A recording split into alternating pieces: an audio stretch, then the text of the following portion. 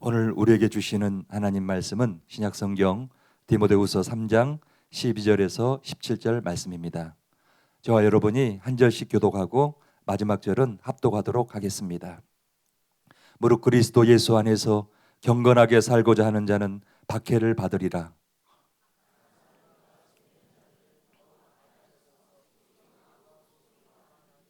그러나 너는 배우고 확신한 일에 거하라. 너는 내가 누구에게서 배운 것을 알며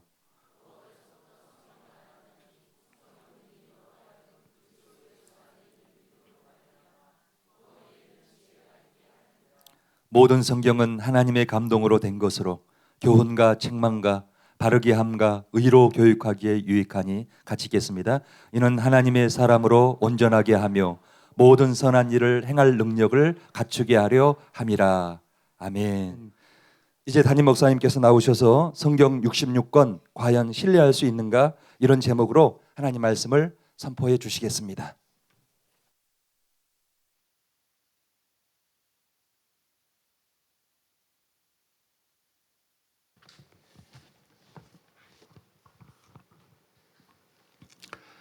예, 설교 제목이 뜻밖의 제목일 것 같습니다. 성경 66권 과연 신뢰할 수 있는가? 이 제목으로 설교가 뜨면 사람들이 별로 안 볼 것 같아요. 성경 당연히 신뢰할 수 있지, 답이 나와 있는 것 같아서. 근데 그렇게 단순한 설교가 아닙니다. 그렇게 단순한 설교가 아니고, 저도 이 설교를 실제로 하기까지 굉장히 오랫동안 망설이다가 하는 설교인데, 일단 뭐 일부 예배 때 설교를 해보니까 그래도 반응들이 의외로 잘 따라오시고 괜찮더라고요. 예, 오늘 뜻깊은 시간이 될 줄로 믿습니다. 예, 디모데후서 3장 12절에서 17절에 있는 말씀을 가지고 성경 66권 과연 신뢰할 수가 있는가, 이런 제목으로 하나님의 말씀을 전하겠습니다. 저는 성령신학교에서 제가 쓴 책들을 교재로 강의를 합니다. 그래서 뭐 별걸 다 다룹니다. 제가 책을 쓴 게 권수가 꽤 되고 여러 가지 주제로 썼기 때문에 별걸 다 다루는데, 그걸 통틀어서 제 강의 시간의 제목을 제가 정했어요. 그 주제가 뭐냐 그러면 토대신학이라고 정했어요.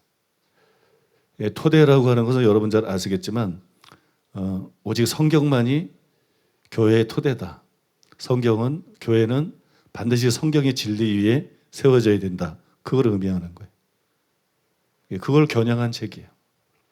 오늘날 교회들이 너무 성경에서 벗어나 있는 경우들이 많기 때문에, 뭐 이단이나 사이비뿐만이 아니라 주류 교회들도 뭐 이단은 아니지만 사이비는 아니지만 뭐 심각한 수준으로, 우려할 만한 수준으로 교회들이 너무 많이 성경에서 벗어나 있어요. 성경 위에 이게 굳게 서 있어야 되는데 그렇지 못한 경우가 많기 때문에, 저는 제 사명 중에 하나가 이 시대 교회들을 그 성경의 진리 위에 바로 세우는 거, 그게 제 사명 중에 하나라고 생각하기 때문에, 그래서 이름이 토대신학이에요. 토대신학. 이것에 대해서 비교적 자세히 쓴 책이 있는데, 그 책이 터라는 책입니다. 뭐 토대나 터나 똑같은 내용이죠. 그 책에서 제가 이런 주장을 했습니다. 교회 안의 모든 문제가 성경을 등한히 한 것에서 나온다. 이단에서 정통에 이르기까지 교회 안의 모든 문제는 성경이 교회의 터라는 사실을 실제로 붙잡지 않았기 때문에 생겨났다. 따라서 교회 안의 모든 문제 해결책은 성경으로 되돌아가는 것이다. 교회 안의 모든 문제가 성경을 등한히 한 것에서 나온다. 이단뿐만 아니라 정통교회 안에 있는 많은 문제들도 그 어디서 근본적으로 잘못됐느냐? 성경의 권위를 인정하고 성경에 창념하지 않은 데서 모든 문제가 시작이 됐어요. 그래서 교회 안의 모든 문제를 해결할 수 있는 그 첫걸음은 성경의 권위를 인정하고 성경으로 돌아가는 거예요. 제가 어제 집에 1시 넘어서 갔어요. 설교를 1시까지 준비했어요. 새벽 1시까지 준비하다가 집에 가서 주원이 방에 몰래 들어가가지고 주원이를 이제 끌어안고 잘라 그러는데, 그 잘라는 찰나에, 불도 다 끄고 워낙 꺼져 있었으니까, 근데 잘라는 찰나에 하나님께서 말씀을 주시더라고요. 설교를 한 편 주시더라고요. 그 설교의 제목이 뭐냐 그러면 성경으로 돌아가라 이러고 있어요. 성경으로 돌아가라. 세 가지 대지로 말씀을 주셨는데 성경으로 돌아가라. 그거를 또 다시 일어나서 컴퓨터에 써서 저장을 하고 그 다음에 잤어요. 성경으로 돌아가야 됩니다. 모든 문제가 교회 안의 모든 문제가 성경을 등한히 데서 나왔다. 이게 사실이에요. 여러분들이 설명을 들어보시면 이게 억지가 아니고 진짜라는 것을 또 얼마나 심각한 문제인지를 아실 겁니다. 1. 성경에 무엇인가를 가감하여 생겨나게 된 이단들. 2. 교회를 황폐케 한 신신학과 해방신학. 3. 기독교의 정체성마저 잃어버리게 만든 종교 다원주의. 4. 동성애를 받아들인 미국과 유럽 교회들의 배교와 탈선. 5. 교회와 전통을 성경 위에 올려놓고 있는 많은 교회들. 6. 역사 속의 성자들과 신비가들이 받은 계시에 대한 맹신. 7. 우리가 사는 동시대에 일어난 입신이나 영적인 체험에 대한 맹신. 이런 일들이 실제로 일어나고 있죠. 근데 왜 이런 일이 일어납니까? 이유는 둘 중에 하나예요. 성경의 절대적인 권위를 믿지 않았거나 아니면은 입으로는 믿는다 그러지만 실제로는 등한히 하고 있는 것. 이것 때문에 이런 일들이 일어나고 있는 것이. 그래서 현재 교회 안에 가장 시급한 일 중에 하나가 뭐냐? 성경의 권위에 대한 믿음을 회복하는 거예요. 성경의 절대적인 권위에 대한 믿음을 회복하고 그래서 교단들도 교수들도 목사들도 그리고 모든 신앙생활 한다는 신자들도 이제는 정말 성경이 말하는 게 뭔가 무엇이 진짜 성경적인 진리인가 거기에 관심을 가지고 성경적이 되려고 노력하는 것 이것이 필요하다고 생각합니다. 싱클레어 퍼커스는 이런 말을 했습니다. 요한복음은 신약의 관행대로 구약을 인용할 때 기록된 바라는 문구를 사용한다. 이는 신약의 모든 항변을 잠재우는 문구이다. 기록된 바 이런 말이 성경에 가끔 나와요. 구약 성경을 인용하는 거예요.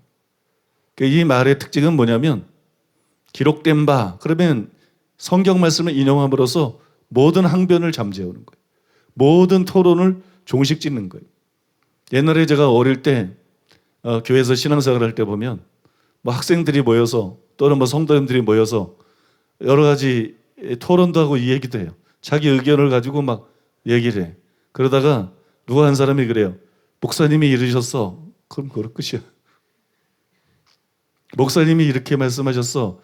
이러면 아무도 더 이상 이제 얘기를 안 해. 근데 그게 결론이야. 그거로 끝이야.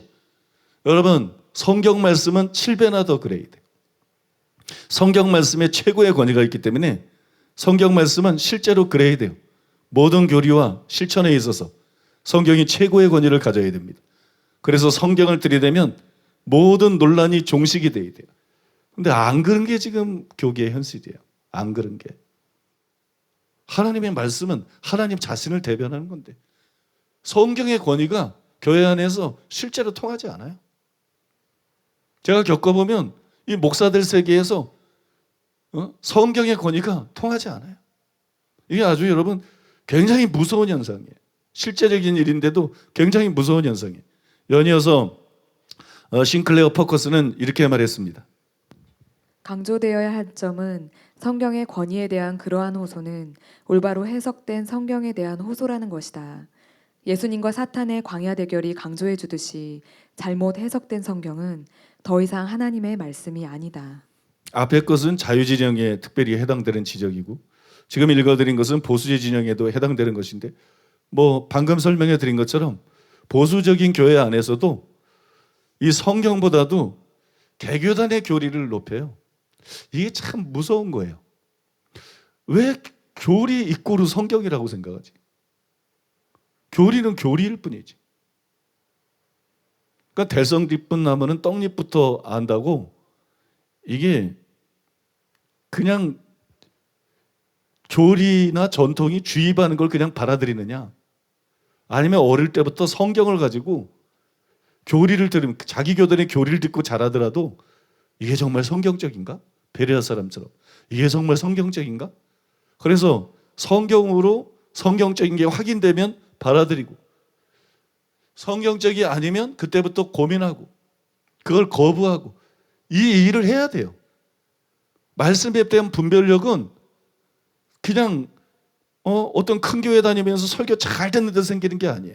그건 주입이 되는 거지. 어떤 교단 신학교 가가지고 공부를 열심히 한다고 되는 게 아니에요. 이 말씀에 대한 분별은 베레아 사람 같은 특성이 있어야 돼. 근데 너무 그게 없어요. 목회자들이 그냥 다 주입을 받는 거예요. 주입. 개교회에서도 일방적으로 주입을 받았어요. 신학교 가서도 주입을 받아. 책을 읽으면서도 분별할 능력이 없어. 그냥 주입을 받아. 신자들도 그래요. 신앙생활하면서. 어떻게 보면 교회 안에서도 수많은 신자들이 지옥에 가는데 그게 자기 책임이야. 그냥 신자들이 자기 영혼에 대해서 책임을 져야 되는데 수고를 안 해. 머리를 안 써. 그냥 자기 교회 목사님이 옳은 거야. 지금 한국 교회 신자들 봐봐요. 그냥 다 자기 교회 목사님이 말하는 게 옳은 거야. 그게 성경적이든 아니든 무조건 그냥 자기 교회 목사님이 말하는 게 옳은 거야. 그거 그냥 자기 교회가 옳은 거야. 자기 교단이 옳은 거야. 이게 여러분 미혹의 문을 열어주는 거예요. 그런 게 어디 있어요? 하나님의 말씀이 옳은 거지. 우리 교회 목사님이라도 성경하고 다르게 말하면 그게 틀린 거지. 전 주일학교 때부터 그랬거든요. 설교를 잘 들었어요. 뭐 권위에 반항하는 스타일이 아니에요. 사모하는 마음으로 설교 시간이 끝날까 봐 마음을 졸이면서 잘 들었어요. 그러나 어렸을 때부터 초등학교 2학년, 3학년 때부터 목사님에 대한 반감이 전혀 없는데 설교를 너무 사모하고 듣는데 제가 성경을 읽었으니까 전 성경하고 다르네. 저 성경이 저렇게 안 나오는데 성경을 회개하라 그랬는데 성경에는 믿음에는 행함이 따른다 그랬는데 어떻게 신앙 고백만 한다고 구원받지? 성경은 구원받은 사람이 버림받을 수 있다 그랬는데 성경은 우리 목사님처럼 은사를 터부시하지 않던데 성경은 그냥 성령 충만 받고 성령의 은사들에서 말하고 환상을 보는 거나 꿈을 꾼거나 뭐 그런 거 신경 쓰지 말라고 그러지 않던데 그냥 말씀은 말씀의 중요성대로 강조하지 말씀하면서 은사를 터부시하고 영적 체험을 터부시하고 기적을 터부시하고 이런 게 성경에 없던데 우리 목사님은 왜 저렇게 얘기하시지? 지금 내가 가르치는 대부분께 초등학교 때 형성된 거예요. 지금 내가 가르치는 대부분께 그 방향이 다 이해는 못했어도 그 방향들은 굵직굵직한 방향들은 초등학교 때 그게 무슨 웨슬리의 책을 읽은 것도 아니고 피니의 책을 읽은 것도 아니고 왜? 나는 한 번도 그걸 그대로 받아들인 적이 없어. 나는 초등학교 때부터 성경이 기준이었어. 그리고 성경을 읽었으니까 내가 분명히 성경에서 읽었는데 저분은 목사님인데 왜 저렇게 얘기를 하지? 주일학교인 내가 봐도 주일학생인 내가 봐도 회개는 해야 되는 건데 믿음의 행함이 따라야 되는 건데 아버지 뜻대로 행하지 못하면 천국 못 들어가는 건데 손들로 생한 자 넘어질까 조심해야 되는 거고 버림받을 수도 있는 거고 그래서 바울도 두려워했고 이 뭐 해석이 뭐가 필요해? 성령 받으라 그랬고 성령의 은사들을 소개하고 있고 그죠? 예수님도 기적을 행했고 교회가 마땅히 기적을 행해야 되고 그래서 불신자들을 구원해야 되고 당연한 거 아니에요? 사랑하는 교회는 어떤 성도가 나오느냐? 그냥 목사가 말하면 그게 맞는 거고 그냥 내가 속한 교단의 교리가 옳은 거 그런 게 어딨어? 자기가 예수님이야?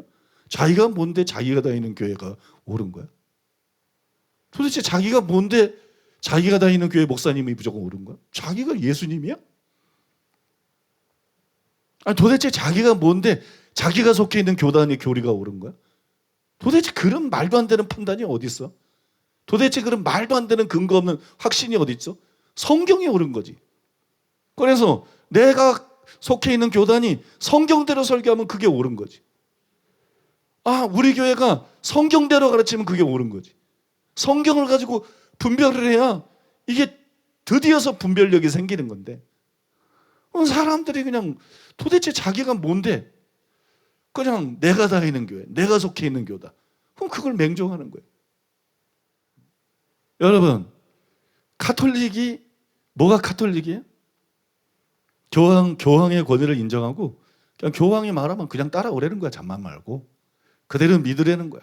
그대로 순종하라는 이게 가톨릭이야. 간단히 말하면 종교 다원주의를 말하든 뭐 동성애가 옳다 그러든 온갖 허튼 소리를 교황이 하더라도 그걸 믿고 따라가는. 그래서 지금 잘못된 게 가톨릭 아니에요? 사실 가톨릭은 이단이라고 봐야 될 정도로 잘못됐죠. 그렇죠? 잘못됐죠. 껍데기만 남아 있고, 그죠? 내용은 뭐 형편없어요. 이 개신교는 뭐예요? 프로테스탄트. 그런데 개신교가 뭐예요? 개신교는 반항자라는 뜻입니다. 반항자, 항변자. 근데 희한한 게 반항하니까 이단이라 그래요. 그게 개신교인데 진짜 성격이 뭐냐? 진짜 진리가 뭐냐? 여기에 대한 허심탄회한 토론이 일어나가지고 무조건 따라가라는 게 아니라 서로가 성경적인 진리가 무엇인가를 알고 그걸 따라가야 되는데 기독교 개신교라는 이름 자체가 항변자인데 그 항변의 기초가 뭐냐? 성경의 권위를 믿는 거예요. 가톨릭의 교황의 권위, 가톨릭의 그냥 교리, 주입식 교리, 가톨릭의 그냥 오래된 전통 이게 아니라 성경이 옳다. 성경으로 그걸 분별하고. 근데 제가 어려서부터 해온 일이 그거잖아요. 그리고 제가 외쳐온 일이 그거잖아요. 그렇잖아요. 제가 무슨 뭐 신천지의 교리를 갖다 가르칩니까? 통일교 교리를 가르칩니까?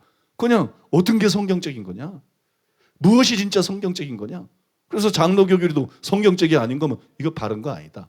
잘못된 것이다. 루터의 가르침이든 칼빈의 가르침이든 뭐 누구의 가르침이든 성경적이 아닌 거 이거 그런 게 아니다. 이게 성경적인 것이다. 이게 진짜 진리다. 그러면 그게 정통 중에 정통이지. 성경의 권위를 인정하는 거 이게 반드시 필요하다. 그 얘기를 지금 하면서 얘기를 좀 막간에 했어요.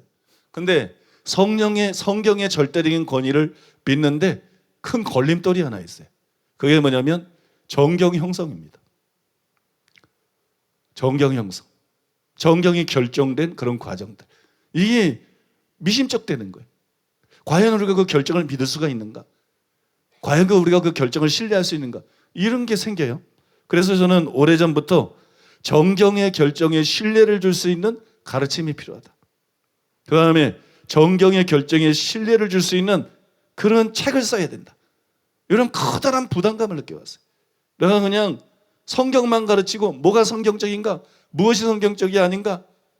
어떤 것이 정말 성경적인 진리인가? 씨름하고 분별하고 그걸 가르치고 책으로 내고 이게 전부는 아니다. 성경이 절대적인 권위가 갖고 있다니 이거부터 수성을 해야지. 성경이 절대적인 권위를 갖고 있고 성경이 진리된 이거부터 확고하게 해놔야 그 다음에 성경적인 게 의미가 있는 거지. 이게 흔들려버리면 근데 이게 흔들리고 있는 거예요. 괜히 가톨릭이 저렇게 됐나요? 괜히 자유주의 시대는 게 나오나요? 괜히 목사들이 동성애까지 옹호하고 미국에서는 동성애적에 목사 한 수까지 주나요? 이게 흔들려서 그러는 거예요. 이게. 그래서 성경의 정경 결정에 신뢰를 줄 수 있는 설교를 해야 된다. 굉장히 제가 그 부담감을 느껴왔어요. 그러나 그걸 증명하는 설교가 가능할 것인가? 내가 그 부분에 대해서 그 분야에 대해서 문외한이었기 때문에 뭐 아는 게 별로 없었기 때문에 나 자신도 궁금했기 때문에 아니 사람들이 결정을 했는데 교회 앱에서 결정했는데 목사들이 모여서 학자들이 모여서 이건 성경이야 이건 성경이 아니야 그 결정을 우리가 어떻게 믿으란 말인가? 그 결정을 어떻게 믿고 그냥 성경은 절대적으로 진리다 성경은 절대적으로 하나님 말씀이다 그렇게 믿고 그걸 읽고 연구하고 가르친다는 말인가? 이게 저 자신도 괴롭혀왔어요. 또 모르는 사람은 모르니까 의문도 없고 관심도 없고 넘어가겠지만 정말 이런 사실들을 아는 사람들이 이런 질문을 내게 해왔을 때 나는 그에게 뭐라고 말할 것인가? 나는 그에게 뭐라고 말할 것인가? 근데 이런 설명이 과연 가능할 것인가? 여기에 대한 해답을 정말 정확한 해답을 발견할 수 있을 것인가? 이게 저에게 고민이었어요. 그러던 어느 날 제가 성령신학교에서 강의를 하고 있는데 타교단 목사님이 그 강의를 듣기 위해서 늘 참석을 하는데 그 타교단 목사님이 제게 질문을 했어요. 이런 질문을 했어요. 구약이나 신약이나 많은 위경과 외경이 있습니다. 그런데 그중에서 66권을 교회 회의에서 정경으로 결정하고 선포를 했는데 그 결정을 어떻게 믿을 수 있습니까? 그 결정을 믿을 수 있는 그 근거가 뭡니까? 위경이라는 건 뭐냐? 위경은 대부분의 교회 지도자들이 이거는 잘못된 것이다. 그 다음에 위조작들이고 거짓된 내용들이 너무 많이 포함되어 있는 이게 위경이에요. 그 외경이라는 건 뭐냐? 교회 안의 지도자들 중에 일부는 이게 맞는 거다. 그리고 일부는 이게 틀리는 것이다. 이게 외경이에요. 그 다음에 정경이라는 거는 뭐냐? 정경이라는 것은 본경하고 대경 두 가지가 있는데 거기까지 뭐 얘기할 거 없고 정경이라는 건 뭐냐? 처음부터 절대 다수의 교회 지도자들에게 이건 하나님의 말씀이다. 받아들여진 책들과 논란이 된 책들이 있어요. 야고보서나 유다서나 시브리서나 요한계시록, 뭐 요한일서, 베드로후서 뭐 이런 게 그런 책이에요. 이게 논란이 된 책이 있어요. 논란이 됐지만 교회에서 이제 연구를 해본 결과적으로는 이게 성경이 맞다. 이게 하나님의 말씀이 맞다.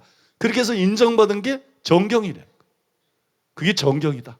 그러니까 많은 위경들이 있어요. 구약도 그렇고 신약도 그렇고 또 많은 외경들이 있어요. 굉장히 많습니다. 생각보다. 그게 뭐 정확하게 몇 가지인지 잘 추리기가 힘들어요. 많은 위경이 있고 많은 외경이 있는데 그 중에서 교회 협의회에서 그 정경을 결정을 한 거예요. 그리고 그게 받아들여서 지금까지 와가지고 우리가 66권 성경이라고 사용하고 있는 거예요. 근데 이 사람들의 결정을 어떻게 믿을 수 있는가? 진짜 성경인데 빠뜨린 것도 있지 않을까? 자기들의 편견 때문에. 또 진짜 하나님의 말씀이 아닌데 자기들이 분별을 못해서 성경 안에 포함시킨 것도 있지 않을까? 이게 정말 신학을 깊이 하는 사람이라 그러면 이런 궁금증과 이런 의문이 있을 수밖에 없는 거예요. 그 질문을 나한테 한 거예요. 나도 그게 궁금한데. 그것이 알고 싶다. 나도 그것이 알고 싶은데 나한테 질문을 해서 내가 알고 싶은 것에 대해서 내가 대답을 해야 됐어요. 근데 여러분 그게 가능할까요? 자기가 모르는 것을 대답하는 게 가능할까요? 자기가 알고 싶은 걸 가능하는 게 대답을 자기는 모르고 있는데 자기도 알고 싶은데 그걸 대답하는 게 가능할까요? 우리 저 자매님은 고개를 이렇게 흔드는데 불가능하다고.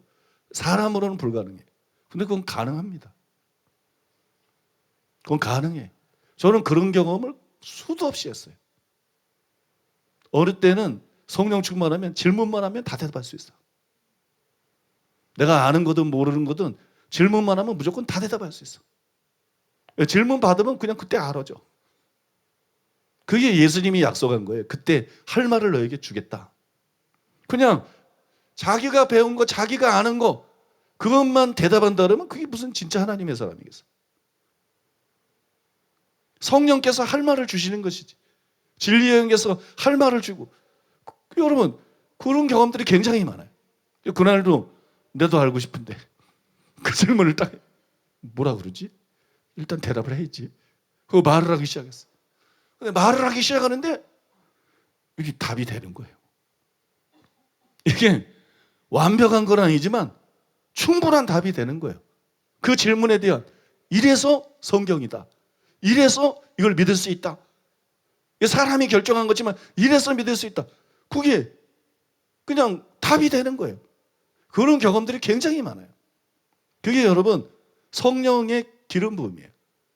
우리가 그걸 받아야 돼. 그냥 맨날 자기가 연구하고 고민하고 머리 짜내고 뭐 비교하고 씨름하고 이러니까 진리를 모르는 거야. 이러니까 교리적이 되는 거야. 머리 똑똑한 사람이 얼마나 많아. 공부 많이 한 사람도 얼마나 많아. 그런 사람들이 뭐 이렇다 저렇다 그러는데 머리도 별로 안 똑똑하고 원어도 잘 모르고 공부도 많이 했는데 저게 맞겠지. 이래서 목사들이 한심해지는 거야. 이래서 교리적이 되고 전통적이 되고 교회가 숨이 막혀버리는 거야. 머리로는 왜 머리로만 배우는가? 너희는 주께 바른 바 기름 부음이 너희 안에 거하나니 아무도 너희를 가르칠 필요가 없고, 그죠? 아무도 너희를 가르칠 필요가 없고, 왜 꼭 신학자들의 뒤를 따라가야만 되는가? 꼭 원어하는 사람들을 따라가야만 되는가? 아무도 너희를 가르칠 필요가 없고 오직 그의 기름 부음이 너에게 가르치며 참되고 거짓이 없으니 너희를 가르치는 그대로 주 안에 거하라. 기름 부음이 가르칠 때는 머리에 가르치는 게 아니에요. 기름 부음이 가르칠 때는 영에 가르치는 거예요. 영에 캐치된 게 머리로 알아지는 거예요. 그래서 그건 논리적으로 알아지는 게 아니라 이렇게 어두운 데서 불을 켜는 것처럼 빛으로 알아지는 거예요. 빛으로. 논리적인 연구 작업을 통해서 알아지는 게 아니고 영에 아는 것이 이게 머릿속에서 풀어지는 거예요. 머리를 연구해서 찾아가는 게 아니고 영에 안 것이 이렇게 머리의 지성에 논리적으로 풀어지는 거예요. 그런 걸 갖다가 말씀을 받았다. 말씀이 임했다. 그렇게 말하는 거예요. 하나님의 말씀이 임했다. 뭐 성령이 가르쳐 주셨다. 또는 하나님이 이렇게 말씀하셨다. 그렇게 말할 수 있는 그런 성격의 것들이에요. 오늘은 이상한 얘기를 좀 가끔 하는 것 같아요. 아무튼 그때 답변을 하다 보니까 이게 답변이 되는 거예요. 어느 정도 가닥이 잡히는 거예요. 그것이 출발점이 돼가지고 이 주제에 대한 자료들을 수집하기 시작했어요. 그 다음에 이 주제에 대해서 더 깊이 연구하기를 시작했어요. 그러면 왜 사람들이 거에 관심을 갖고 있지 않은 이 주제가 그토록 중요한가? 그걸 좀 말씀드려야 되겠어요. 다른 목사님들은 이런 거에 대해서 설교 안 하던데. 그거 좀 웃기지 않아요? 성경이 하나님의 말씀이라는 걸 명확하게 증명하지 않고 그냥 성경이 하나님의 말씀이라고 선포를 하고 그걸 열심히 가르친다. 웃기지 않아요? 성경이 하나님의 말씀이라는 것부터 분명히 해둬야지. 이걸 분명히 해둬야지. 그 다음에 여러분 성경을 연구하고 가르쳐야죠. 왜 이 작업이 중요한가? 뿌리 깊은 나무는 흔들리지 않는다. 그런 말이 있어요. 그냥 뻗어나가는 게 문제가 아니다. 그냥 성경 공부하고 막 가르치고 배우고 이게 문제가 아니다. 뿌리가 깊어야 돼요. 뿌리가 견고하게 내려야 돼요. 성경 66권이 정경임을 확신하고 그 위에 굳게 서야 교훈의 풍조에 밀려서 요동하지 않는 거예요. 이게 안 되니까 신천지에 훌렁훌렁 넘어가는 거예요. 이단에게도 막 넘어가고 이 말 들으면 헷갈리고 저 말 들으면 헷갈리고 그죠? 예수님이 영국으로 이민을 가가지고 80몇 세까지 살았대나? 이걸 카페에 누가 올려놨어. 오늘 보니까. 근데 이게 설명할 수가 없다. 설명할 수 없으면 죽어야지. 어떻게 예수 믿는 사람이 그걸 설명을 못해. 그죠? 그래서 이게 진짜 궁금해서 올려놓은 거냐? 아니면 이거를 읽게 만들어가지고 다른 사람들을 미혹시키기 위해서 이런 허튼 걸 올려놓은 거냐? 하나님만 하시지 나는 알 수가 없어가지고 그냥 삭제해버렸어요. 삭제해버렸는데 왜 이렇게 교훈의 풍조에 밀려서 요동하느냐? 또 왜 실족하게 되느냐? 왜 시대의 흐름을 따라가느냐? 성경이 진리인데 그 좁은 길을 걸어가야지. 교회가 어떻게 되든 무슨 상관이냐? 수많은 목사들이 뭐라고 말하든 그 도대체 무슨 상관이냐? 미국 교회가 어떤 방향으로 나가고 유럽 교회가 어떻게 나가고 이게 다 무슨 상관이냐? 성경의 진리 그게 내 발에 비친 것을 내 발에 등인 것을 여기서 벗어나면 실족하는 것을 멸망하는 것을 그죠? 다수가 뭐라 그러든 유명한 목사가 뭐라 그러든 누가 뭐라 그러든 무슨 상관이냐? 그래서 여러분 그게 필요한 거예요. 왜 이것이 정경인가? 왜 이것이 성경인가? 좀 심각성을 고조시키기 위해서 말씀드려보면 가톨릭이 종교 자원주의에 빠졌어요. 가톨릭은 저는 영적인 창기라고 생각합니다. 극단적인 말 같지만 참된 말이에요. 예수님이 남편인데 이건 뭐 이놈도 좋다 저놈도 좋다 여기도 구원이 있다 저기도 구원이 있다 종교는 다 같다. 남편하고 옆집 아저씨하고 다 같으면 안 되지. 종교는 뭐 다 같다. 이건 완전히 창녀지. 이건 완전히 창기지. 사람들이 어리석어. 교황이 와서 작은 차를 탄다. 그게 중요한 거예요? 그게 진리를 제대로 전하고 있지 않고 음료 집단이라는 게 중요한 거죠. 가톨릭이 왜 이렇게 됐느냐? 성경의 권위를 무시한 거예요. 교황의 권위를 성경의 권위 위에 높였다. 그러니까 잘못된 거예요. 어떻게 성경은 완전 무어한 것이고 교황은 우리랑 똑같은 인간인데 교황이 어떻게 무호할 수가 있어? 자기네들끼리 선거에서 뽑은 교황이 어떻게 무호할 수 있어? 아, 가톨릭은 안 썩었겠어? 얼마나 썩었겠어? 그런데 이런 사람들이 뽑는 교황, 그 안에 정치가 없겠어요? 거기에 돈이 오가지 않겠어요? 아, 그렇게 해서 뽑힌 교황들이 그게 무슨 그 교황이 성경보다 권위가 있다는 거예요. 그것 때문에 가톨릭이 저렇게 망가졌다. 그렇게 망가진 거예요. 그 다음에 여러분, 거의 기독교 국가들이었던 유럽의 교회들, 그 유럽의 교회들이 붕괴가 됐어요. 지금은 유럽 교회들의 상당수가 회교도가 구입을 했어요. 그래서 회교도의 성전으로 그렇게 쓰이고 있어요. 이게 왜 이렇게 됐느냐? 유럽에서 이성을 중시 여기고, 이성을 중시 여기면서 신신학, 자유주의 신학이 일어났잖아요. 그것이 퍼져가면서 그렇게 된 거예요. 성경의 신신학, 자유주의 신학은 자꾸 성경을 비평하잖아요. 무슨 비평, 무슨 부평, 무슨 비평 그래가지고 성경을 다른 책처럼 자꾸 비평하면서 깎아내리고 비난하고 뭐 아니라 그러고 아멘하는 게 아니라 계속 연구하면서 이건 이래서 아니다, 저건 저래서 아니다. 그러다 보니까는 유럽 교회가 저렇게 된 거잖아요. 안타까운 사실은 한국 교회도 그런 조짐들이 지금 많이 보여요. 한국 교회도 지금 상당히 좀 심각한 상태예요. 미국이나 유럽 정도는 아니래도 상당히 좀 보수적이라서 그나마 다행이긴 한데 한국 교회도 성경의 권위에 대한 믿음이 점점 무너지거나 약화되고 있어요. 상당히 약해졌어요.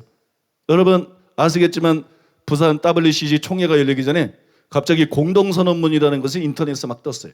그 다음에 신문 기사로 막 떴어요.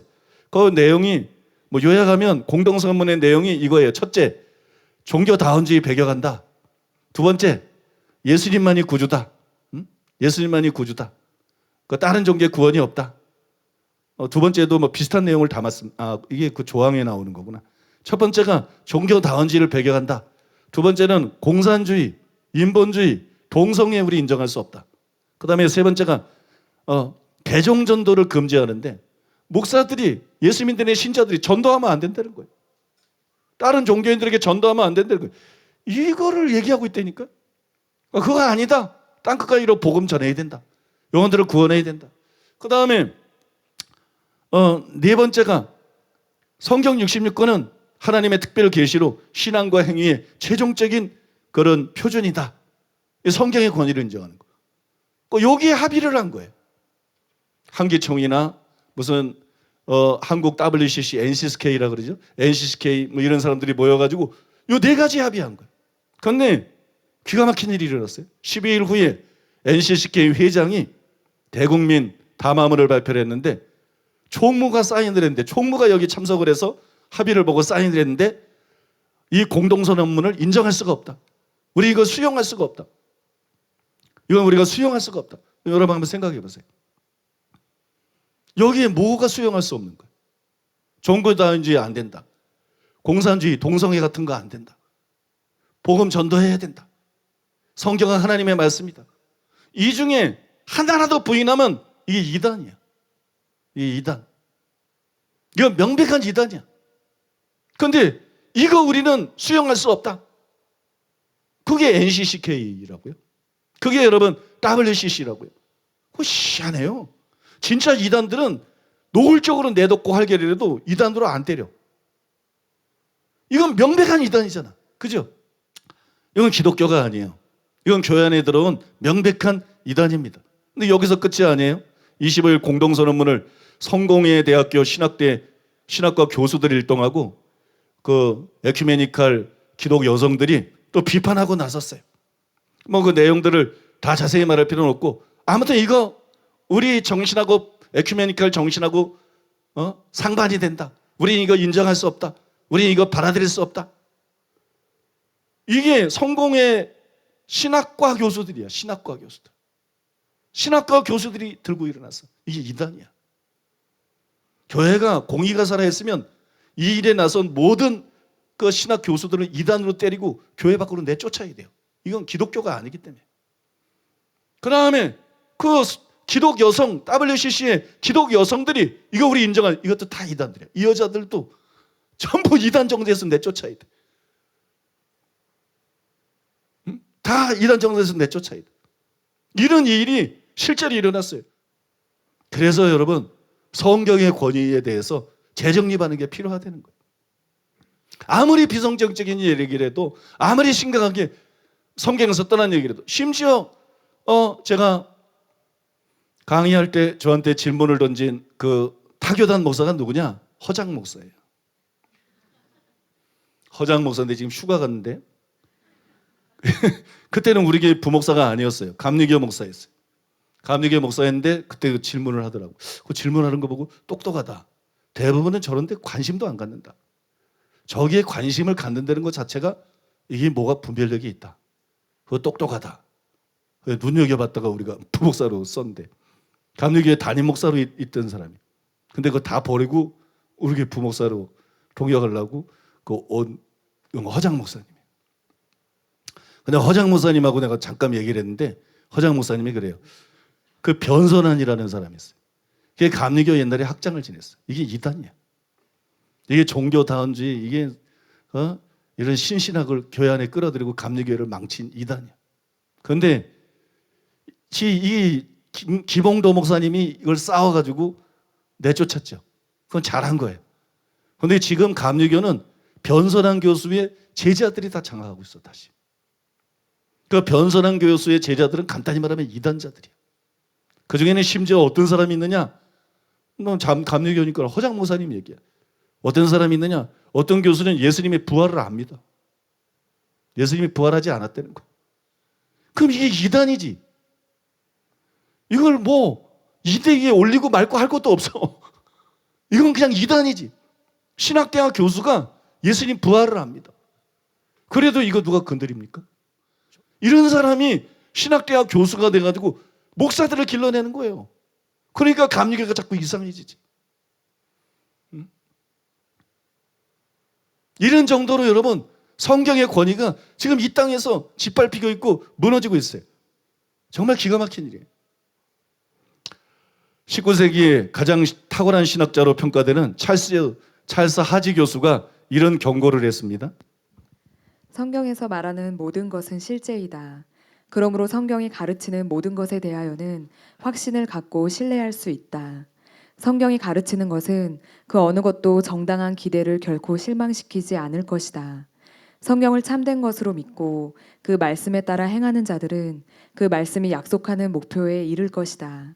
그러나 성경이 가르치는 것이 거짓되다고 믿고 그 말씀에 따라 행하지 않는 자들은 마침내 자신들의 실수를 발견하게 될 것이다. 그러므로 무엇이 진리이며 그것을 어디에서 발견할 수 있는가를 아는 것은 형언할 수 없는 복이다. 그것은 실로 위대한 일이다.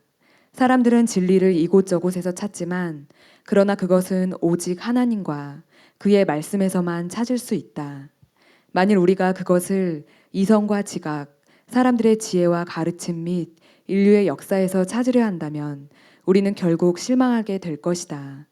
진리를 하나님의 말씀, 특별히 성경 외의 곳에서 찾는 자들은 모두 의문과 어둠 그리고 오류에 빠질 것이며 틀림없이 그렇게 되고야 만다. 감리교 문제가 심각한데 웨슬리는 참 좋았어요. 근데 지금 이 땅에 진짜 웨슬리의 후예가 있느냐?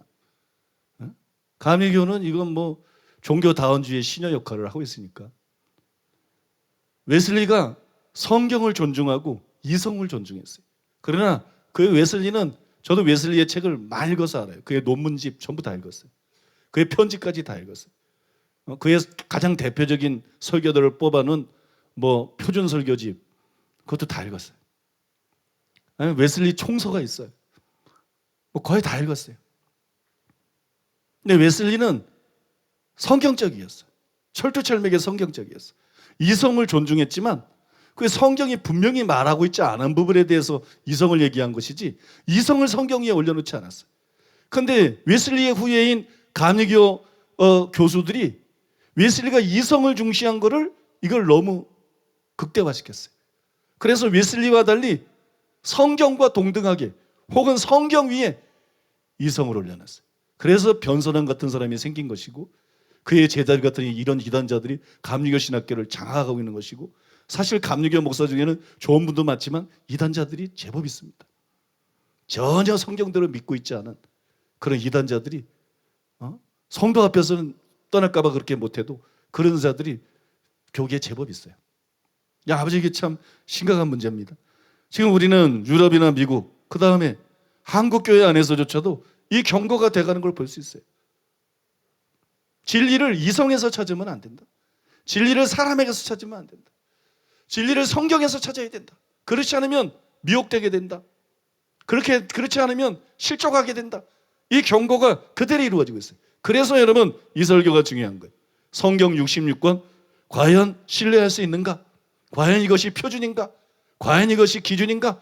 이걸 증명하는 설교가 굉장히 필요하게 된 것이고 굉장히 중요한 것이에요. 제가 이 설교를 구상하고 하려고 한 것은 언제 같아요? 지난주가 아니에요. 1년 전쯤이에요. 1년 전쯤. 약 1년 전쯤에 이 설교를 구상하고 하려고 그랬어요. 근데 아직까지도 이 설교를 하지 못했어요. 그동안에 교회에 많은 일들이 있었어요. 그래서 분위기가 이런 어려운 설교를 할 분위기가 아니라고 판단했어요. 그 다음에 또 하나는 과연 성도님들이 이 설교를 소화할 수 있을까? 첫째, 관심이 있어야 돼. 관심이 있어야 들을 마음이 생깁니다. 근데 성도 중에 누가 정경 66권 그 정경 결정이 믿을 수 있느냐 없느냐? 목사들도 대부분 관심이 없고 신학자들도 뭐 상당수가 관심이 없는 이런 주제를 과연 우리 성도들이 이 주제에 관심을 가질 것인가? 그리고 내가 뭐라고 설명을 하고 규명을 하고 설교를 하든지 성도들이 관심을 가지고 정말 이 설교를 들을 것인가? 이게 자신이 없더라고, 자신. 근데 이 설교는 꼭 필요한 설교인데 이 설교는 교회의 미래를 위해서 이 교회의 전체적인 방향을 바로잡기 위해서 그래도 들을 끼는 자들이 듣고 경고해지고 돌이키라고 이거는 전체 교회를 위해서 반드시 해야 될 설교고 이거는 전체 교회를 위해서 반드시 책으로 내야 되는 그런 내용인데 우리 성도들이 여기에 관심이나 가질까? 그리고 이거를 정말 듣고 은혜를 받고 소화를 할까? 난 정말로 자신이 없더라고.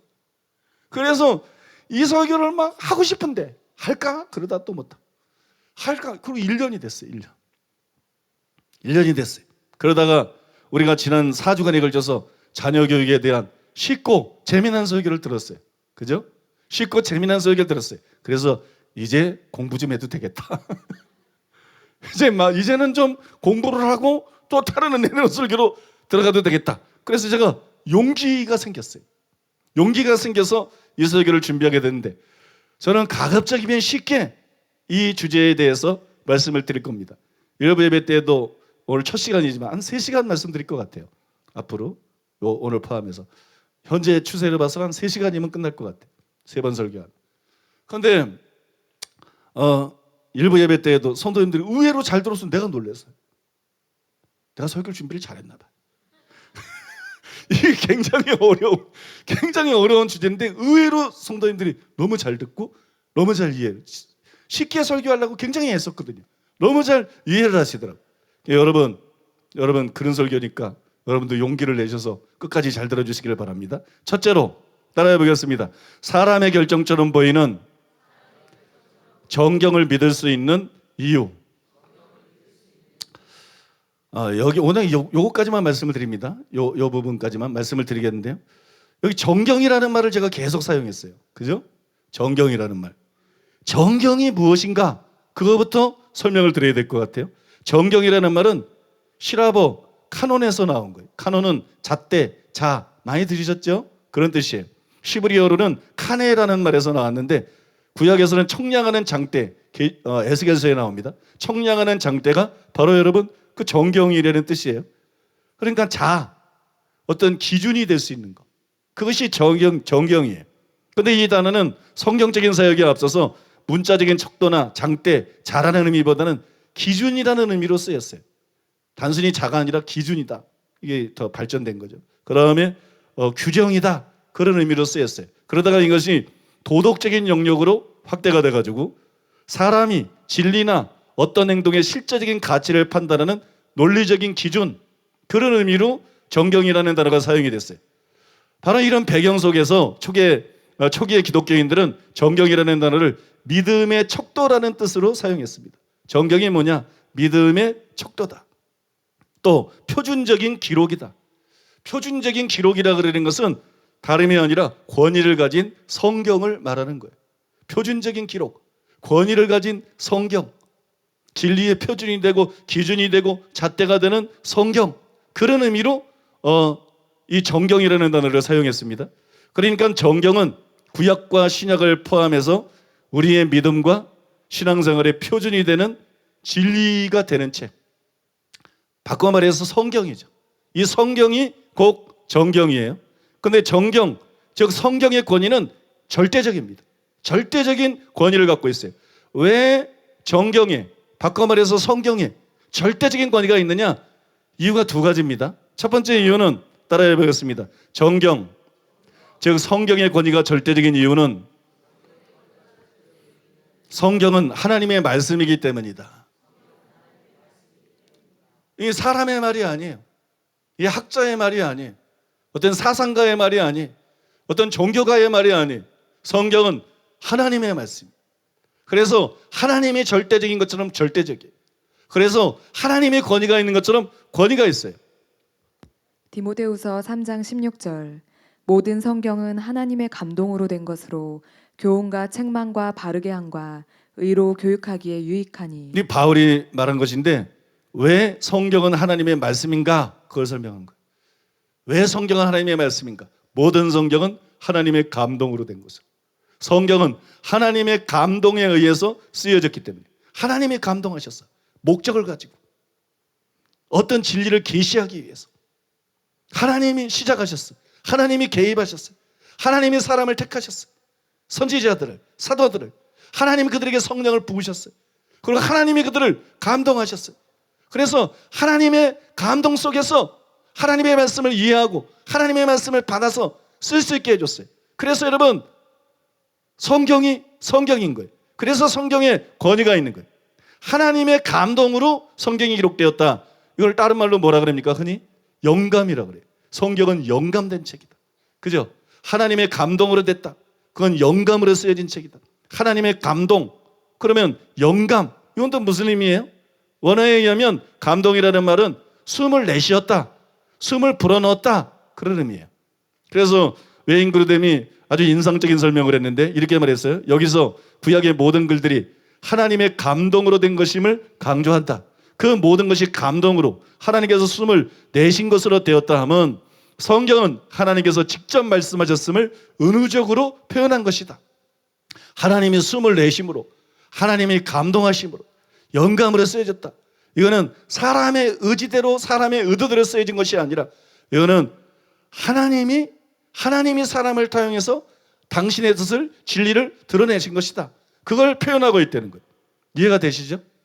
여러분, 추가로 여기 제가 좀 개인적인 견해를 말씀드리면, 제가 매주 주예품 수양관회를 올라가는데 주예품 수양관회 가다 보면 루아흐라는 펜션이 있어요. 펜션 이름이 루아흐예요. 루아흐. 제가 차를 타고 지나가다가 루아흐 펜션을 보고 저거 어디서 많이 들었는데, 저기 히브리어 같은데 저게 무슨 뜻이지? 그때 이제 박사과정을 밟은 이동기 목사님이 제 옆에 타고 있었어요. 그래서 이동기 목사님 원어 좀 아시죠? 저 르아우가 뭔지 아세요? 그러니까 이 양반이 기다렸다는 듯이 빛을 발하면서 대답을 하시더라고요. 그 이제 대답을 하시는데 르아우는 영, 바람, 호흡이라는 뜻입니다. 히브리어입니다. 그래, 그러더라고요. 그러니까 여러분, 르아흐라는 말이 영, 성령을 뜻하기도 하고, 사람의 영도 뜻할 수 있지만 성령을 뜻하기도 하고, 바람을 뜻하기도 하고, 호흡을 뜻하기도 해요. 근데 감동이라는 말이 원어로 무슨 뜻이에요? 호흡을 불어넣었다, 이런 뜻이에요. 숨을 불어넣었다, 호흡을 불어넣었다. 그래서 저는 하나님의 감동으로, 이걸 너무 어렵게 생각할 필요 없다. 단순하게 생각하면 된다. 성령의 감동으로라는 뜻이다. 하나님이 어떻게 감동해? 성령을 통해서. 믿죠? 하나님께서 사람을, 사도를, 선지자를 어떻게 감동해? 성령을 통해서. 그러니까 하나님의 감동으로, 이건 바꿔 말해서 성령의 감동으로. 왜 성경이 성령인가? 성경이 성경인가? 하나님의 감동으로 기록이 됐기 때문에. 이것이 여러분 베드로후서 1장 20절 21절에도 나오죠. 먼저 할 것은 성경의 모든 예언은 사설에 풀 것이 아니요. 그 다음에 보면 오직 성령의 감동하심을 받은 사람들이 하나님께 받아서 말한 것이다. 그러니까 아까 읽은 그 말씀에는 하나님의 감동으로 모든 성경이 기록됐다. 그 다음에 여기는 같은 성경을 말하면서 성령의 감동을 받은 사람들이 말했다. 하나님의 감동은 다름이 아니라 성령의 감동을 의미하는 거예요. 모든 성경은 하나님의 감동, 즉 성령의 감동으로 쓰여졌습니다. 그래서 여러분 성경은 하나님의 말씀이고 최고의 권위를 가지고 있다는 것을 믿으시기 바랍니다. 한편 모든 성경이 하나님의 감동으로 되었다. 이 표현에 대한 아주 매력적인 해석이 있더라고요. 성결대학교 총장을 지낸 성기호 교수님의 설명이었는데 그분이 쓴 이야기 신약이라는 책을 제가 읽어봤더니 굉장히 독특한 해석을 해놨어요. 그게 어떤 해석이냐면 아까 읽어드린 디모데후서 3장 16절에서 모든 성경을 하나님의 감동으로 됐다. 여기서 하나님의 감동이라는 말이 그 헬라어로는 데오 퓨누마 로토스인데 하나님이 숨을 불어넣으셨다 말씀드렸죠. 하나님이 숨을 불어넣으셨다 그런 뜻이에요. 근데 이런 일이 성경에 나오죠.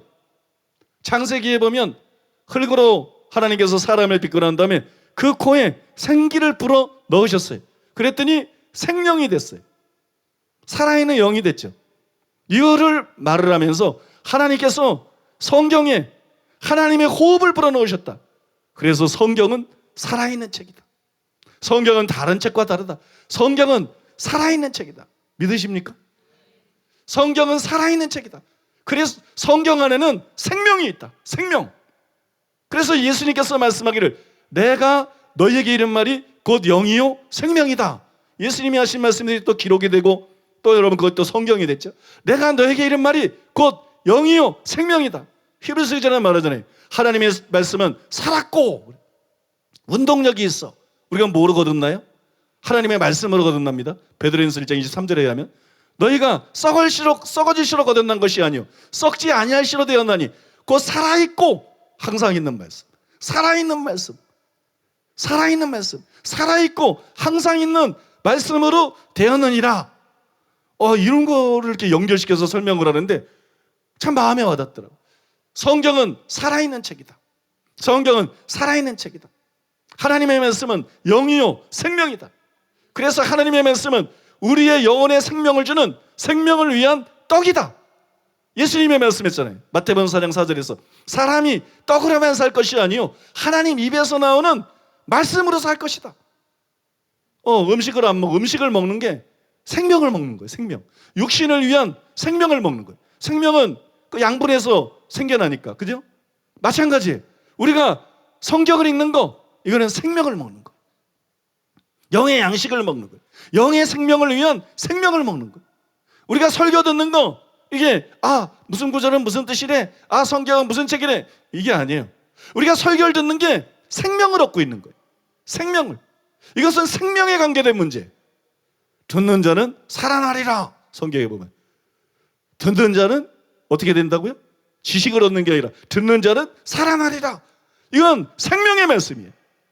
여러분 하나님의 말씀이 생명으로 가득한 생명을 주는 생명의 말씀인 것을 믿으시기 바랍니다.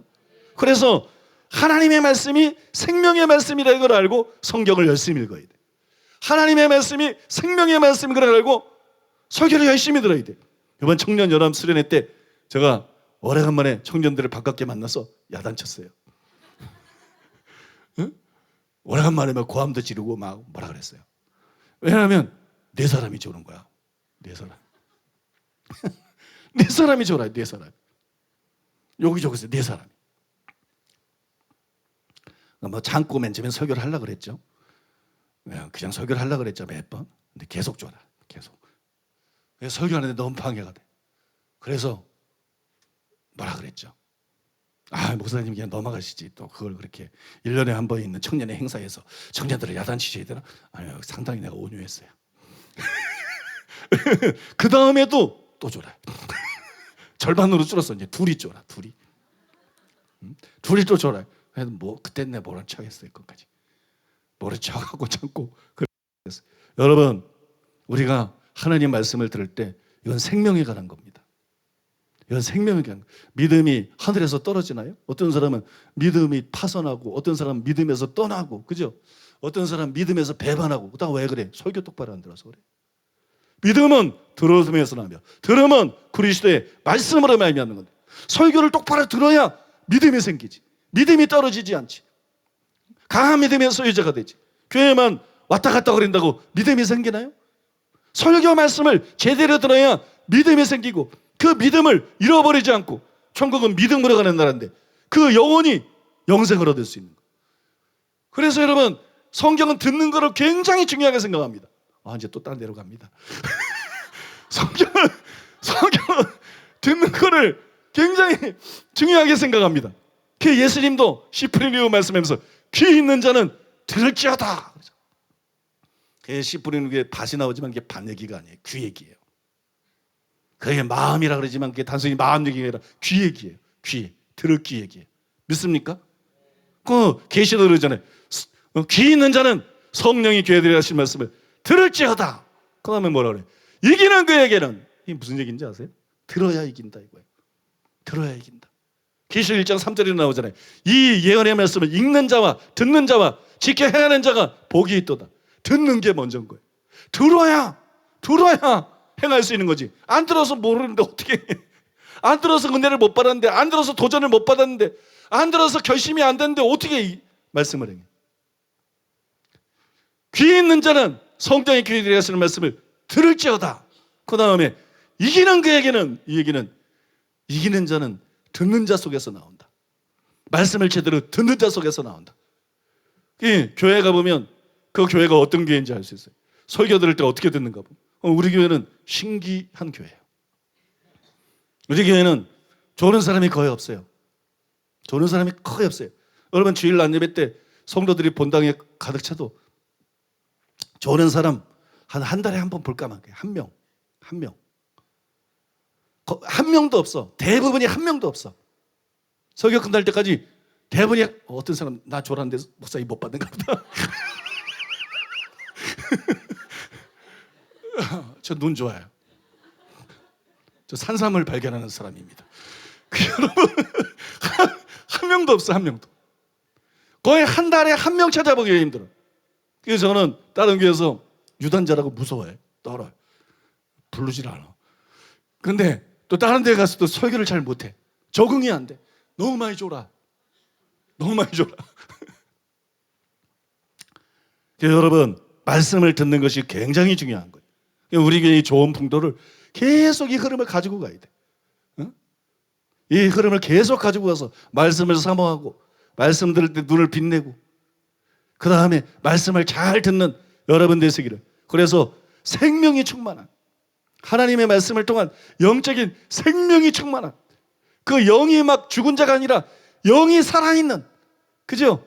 영이 살아있어서 하나님의 말씀 들어 살고 반드시 천국에 들어가고, 그 다음에 하나님 앞에 크게 쓰임받는 여러분들 되시기를 예수님의 이름으로 축복합니다.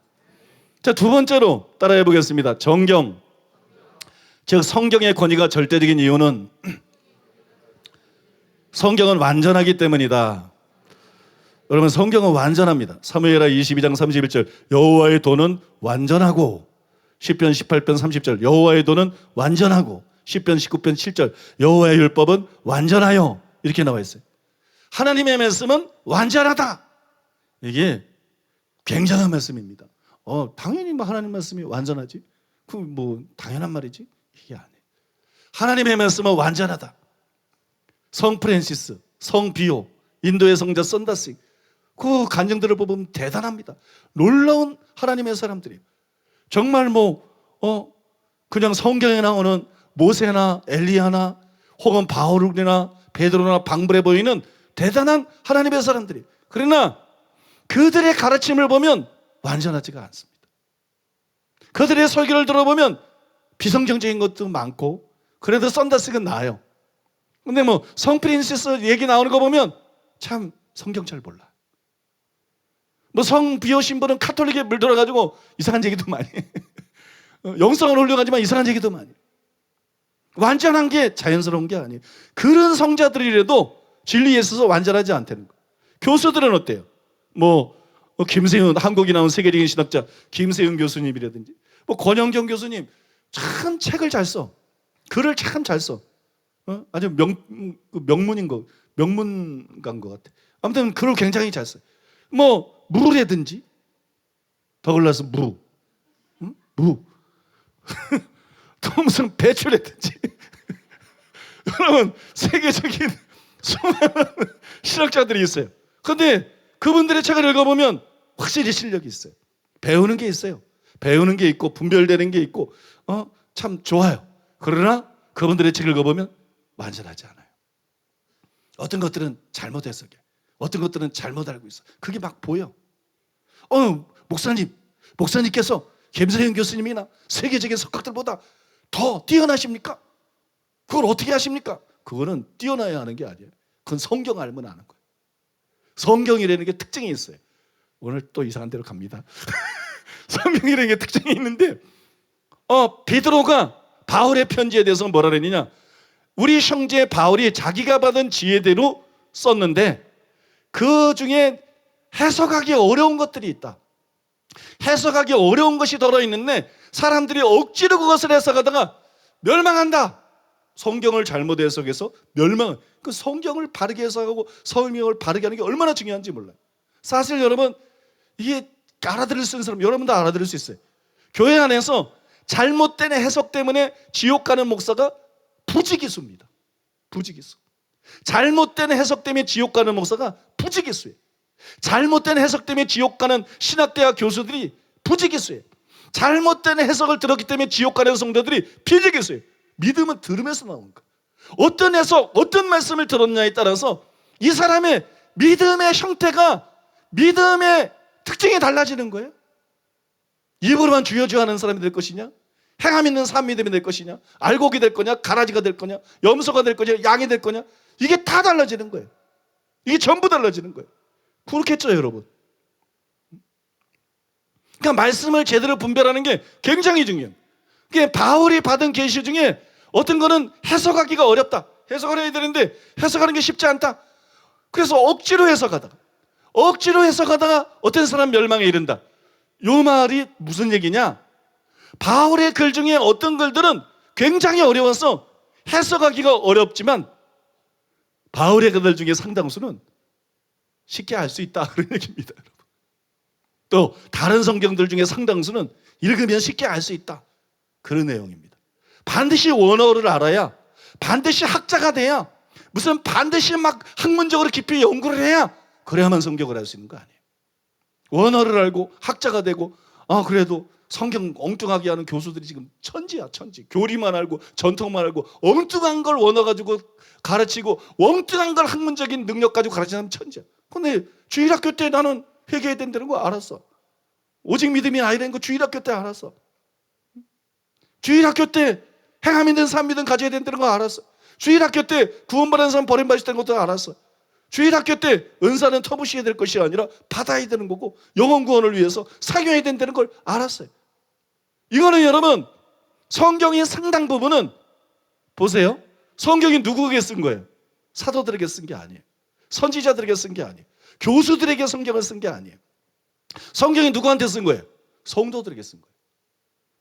이게 중요한 거예요, 여러분. 바울이 누구한테 편지 보냈어요? 목회자들에게 편지 보낸 게 아니에요. 바울이 물론 목회서 씨는 목회자들에게 보냈죠. 디모데, 디도서. 일반적으로 바울의 편지들은 에베소 교회,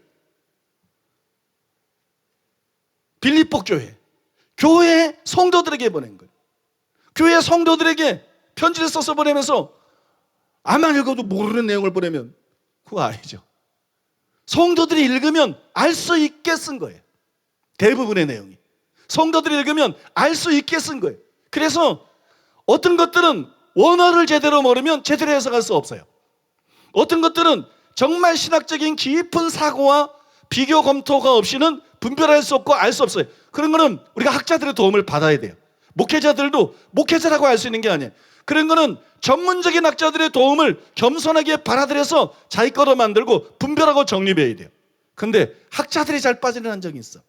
그거는 원어나 신학적인 복잡한 학문을 통해서 어린아이도 알 수 있는 단순한 성경 말씀의 의미를 뛰어넘어서 이상한 의미들을 만들어내. 난 그거 너무 많이 봤어. 난 너무 많이 봤어. 성경은 원래 그렇게 수수께끼 같은 책이 아니에요. 성경은 학자들만 할 수 있는 그런 전문서적이 아니에요. 성경은 성도들이 할 수 있는 책이에요. 성도들이. 만약에 그렇지 않다면 여러분은 아무도 말씀을 분별할 수 없어요. 목회자가 설교하는데 여러분들이 어떻게 분별해요? 여러분들이 성경을 읽으면서 알 수 있으니까. 베레아 사람들이 바울의 말을 듣고 과연 성경이 그러한가 찾아봤잖아. 어떻게 알아? 성경을 읽으면 아니까 바울의 말을 분별하는 거죠. 바울과 같은 수준이 돼야 바울의 말을 분별할 수 있는 게 아니라 바울과 같은 수준은 안 돼도, 바울과 같은 계시를 받지는 못했어도, 바울과 같이 깨닫지는 못했어도, 바울과 같이 말할 수는 없지만 성경을 읽으면 아는 거예요. 읽는 자는 깨달을진저, 읽는 자들이 복이 있다. 그런 말씀이 괜히 나오는 게 아니에요. 어린아이 같은 마음으로 교리를 내려놓고, 전통을 내려놓고, 편견을 내려놓고, 내가 주일학교 때 한 일이 그거예요. 근데 뭐 아는 게 없어. 뭐 시골 촌놈이 뭐 아는 게 없어. 맹해. 근데 그냥 단순히 성경을 읽는 거예요. 성경이 좋아서 밥 먹는 걸 잊어버리고 성경을 읽는 거예요. 학교 가지고 다녀서 성경을 읽는 거예요. 쉬는 시간에 읽는 거예요. 공부는 취미였고 읽는 거예요. 자율학습 시간 때 학습할 거 없어. 공부 시간 또 공부 안 했는데 무슨 자율학습까지 하면서 공부를 하나. 성경 꺼내놓고 읽는 거예요. 성경 꺼내놓고 읽는 거예요. 여러분, 거기서 제 신학이 나온 거예요. 성경을 읽으면 알 수 있게 되어 있는 거예요. 그러니까 너무 성경을 읽기 전에 설교를 통해서 이미 주입이 돼버린 거예요. 이러면 목사가 돼도 성경을 모르고, 신학대학 총장이 돼도 성경을 모르고, 평생 교회 다녀도 성경을 제대로 몰라요. 다 이렇게 굴절돼서 알지. 성경을 백지 상태에서 읽어야 돼요. 백지 상태에서. 그래서 제가 어느 때는 뭐 김세영 교수님이 이거는 잘못 해석했다, 뭐 어느 때는 핵임 목사님 이거는 잘못, 이런 얘기들 막 하잖아요. 그분들을 무시하는 게 아니에요. 사람은 다 그런 부분이 있을 수 있어요. 성경은 완전하지만 사람은 완전하지 않다는 거예요. 사람은 나부터도 다 그런 부분이 있을 수 있어요. 그걸 기분 나빠하면 그건 굉장한 교만이야. 그럼 뭐 세계적인 교수라도 만약에 그게 기분 나쁘면 그 교만을 회개해야 돼. 그건 당연한 거야.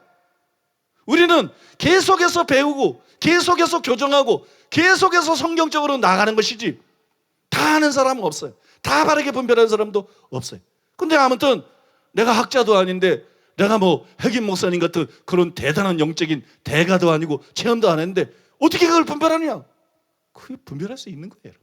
베레아 사람이 분별했는데, 내가 바울 같진 않지만 내가 뭐 베레아 사람 같지 않겠어요? 베레아 사람이 바울의 말을 분별했는데 왜 성경을 보면서 김세영 교수를 분별을 못해? 왜 성경을 읽으면서 케네스 에겐을 분별을 못해? 왜 성경을 읽으면서 암만 큰 교회 목사든 유명한 목사든 암만 뭐 여러 가지 장점을 가진 목사든 왜 분별을 못해? 성경을 가지고 우리가 분별해야 되고, 이건 나도 해야 되는 일이고, 이건 여러분도 해야 되는 일이에요. 믿습니까? 여러분이 내 설교를 분별할 수 있어요. 담임 목사님 설교가 맞나 틀리나 분별할 수 있어요. 베레아 사람처럼 성경 가지고 분별할 수 있어요. 그게 가능하니까 성경에 나온 것이고, 그게 베레아 성도들이 성공한 일이잖아. 여러분 이해가 되세요? 이게 자꾸 무슨 뭐 교수, 왜 유명한 목사님의 말을 저렇게 말하나, 이게 아니에요, 여러분. 당연한 거예요.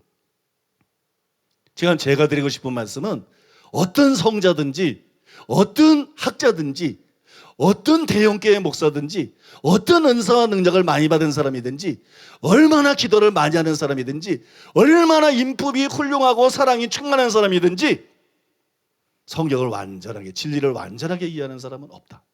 완전한 게 없다. 그러니까 상대가 누구든 완전하게 100% 믿고 따라갈 수 있는 사람은 없어요. 저도 마찬가지고, 저도 그런 사람이고, 아무 100% 믿고 따라갈 사람은 없어요. 근데 성경은 완전하다. 이게 굉장한 발언이라는 걸 말씀드리는 거예요. 이게 성경이 완전한 거 당연하죠. 그게 아니라니까. 성경이 완전하다는 거는 희한한 거라니까. 완전한 게 없어.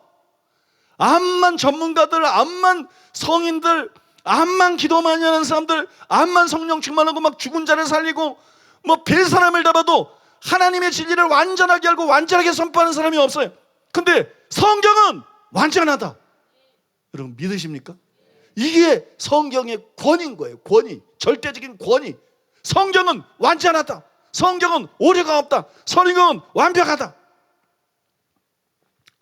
시편 12편 6절에 보면 여호와의 말씀은 순결하며 흙 도낙 두관이에 7번 단련한 은 같도다. 은을 도가니에 넣고 한 번만 단련하면 돼. 근데 은을 도가니에 넣고 불을 떼어가지고 7번을 단련해. 그러면 어떻게 되겠어요? 은을 7번을 단련하면 모든 불순물이 완전히 제거되는 거예요. 그리고 순수한 은만 나는 거예요. 이게 하나님의 말씀이다. 이게 하나님의 말씀이다. 이게 성경이다. 내 책도 그렇지 않아. 김세인 교수님 책도 그렇지 않아. 세계 어떤 목사의 책도 그 정도 수준이 아니야. 케네스 세계 목사님 책도 그 정도 수준이 아니야. 근데 성경은 7번 단련한 은처럼 불순물이 전혀 없는 거예요. 인간의 생각, 인간의 잘못된 판단, 착각, 잘못된 해석, 뭐 이단사설, 이런 것들이 아무것도 없는 거예요. 이거는 여러분 순도 100%의 진리라는 거예요. 순도 100%의 진리다. 이게 시편 110편 160절에는 이렇게 또 표현되어 있어요. 주의 말씀의 강령은 진리오니 주의 모든 의로운 규례가 영원하리이다. 주의 말씀의 강령은 진리다. 이 말이 무슨 뜻이에요? 주의 모든 말씀의 강령은 진리오니. 이게 무슨 뜻이에요? 하나님의 말씀은 전부가 진리다. 간단히 말하면 그런 뜻입니다. 하나님의 말씀은 어떤 건 진리고 어떤 건 진리가 아닌 게 아니라 하나님의 말씀은 전체 다가 진리다. 하나님의 말씀은 순전하다. 하나님은 거짓말할 수 없어요. 하나님은 진실한 하나님이에요. 하나님의 말, 근데 성경은 하나님의 말씀이에요. 성경은 다 참이에요. 성경은 거짓이 없어요. 성경은 완전한 진리입니다. 그래서 성경은 절대적인 권위를 갖고 있는 책이에요. 여러분, 성경의 절대적인 권위를 믿으시기 바랍니다. 성경의 절대적인 권위 믿으시기 바랍니다. 이제 제가 오늘 좀 열정적으로 큰 소리로 많이 했어요. 그럼 이제 큰 소리를 이렇게 오래 하면 큰 소리가 익숙해져요. 큰 소리가 익숙해져서 이제 졸려요. 큰 소리가 익숙해지면서 이게 자장가처럼 들릴 수 있어요. 사람이 참 희한한 존재예요. 벌써 조짐이 좀 보여요.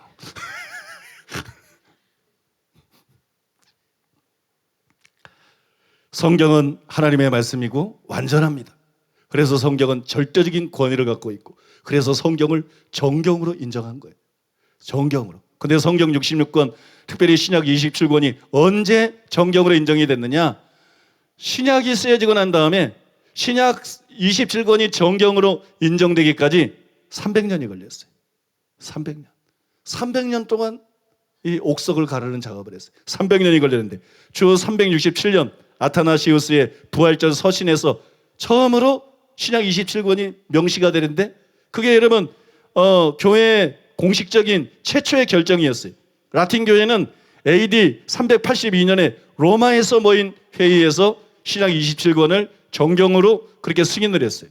그 다음에 AD 393년에 시포의 회의와 또 AD 397년에 칼타고 회의에서 로마 회의에서 결정한 것을 다시 그거를 여러분 추인을 했어요. 인준을 했어요. 4세기 말에 이르러서는 같은 결정이 여기저기서 계속 이루어졌습니다. 이때로부터 구약 성경과 신약 27권이 교회의 정경으로 자리를 잡게 됐고 고정이 됐고, 그 다음에 공식적으로 정경으로 인정을 받게 된 거예요.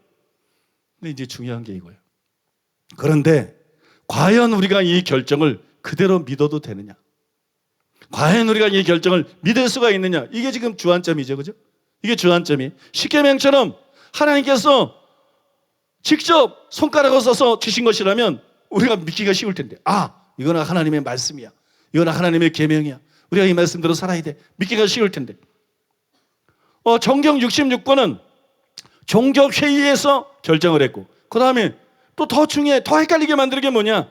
카톨릭에서 성경이라고 말하는 책들하고 개신교에서 성경이라는 다른 책이 달라요. 카톨릭은 더 많은 성경을 갖고 있어. 권수가 더 많아. 그러니까 개신교에서는 외경 내지 위경으로 알고 있는 책들 중에 일부를 카톨릭에서는 성경으로 그렇게 삼고 있어요. 그래서 그걸 성경으로 믿고 있어요. 어디가 바른 것일까? 내가 개신교를 믿으니까 그냥 개신교가 바른 것일까? 아니면 카톨릭의 선택이 바르고 개신교의 선택이 틀린 것인가? 그거 여러분이 어떻게 알겠어요? 또 그냥 일반적으로 목사들이 어떻게 알겠어요? 그죠? 어떤 것이 옳은 것일까? 과연 우리가 개신교에서 내린 결정처럼 이걸 믿어도 되는 것일까? 예수님이나 사도들이 직접 선택했다면 몰라도 불완전한 사람들이 모여서 교회 회의에서 결정한 것을 내가 어떻게 믿을 수가 있나? 이런 우려를 떨쳐버리기가 어렵습니다. 그래서 정경 결정에 대한 신뢰할 수 있는, 납득할 수 있는 설명이 요구가 되는 거예요. 그게 필요한 거예요. 그래서 이 설교가 중요하다는 거예요. 지금 졸 때가 아니라는 얘기를 하고 있는 거예요. 지금 졸 때가 아니다. 지금 막 큰 소리로 자장가를 부르고 있는 게 절대로 아니다.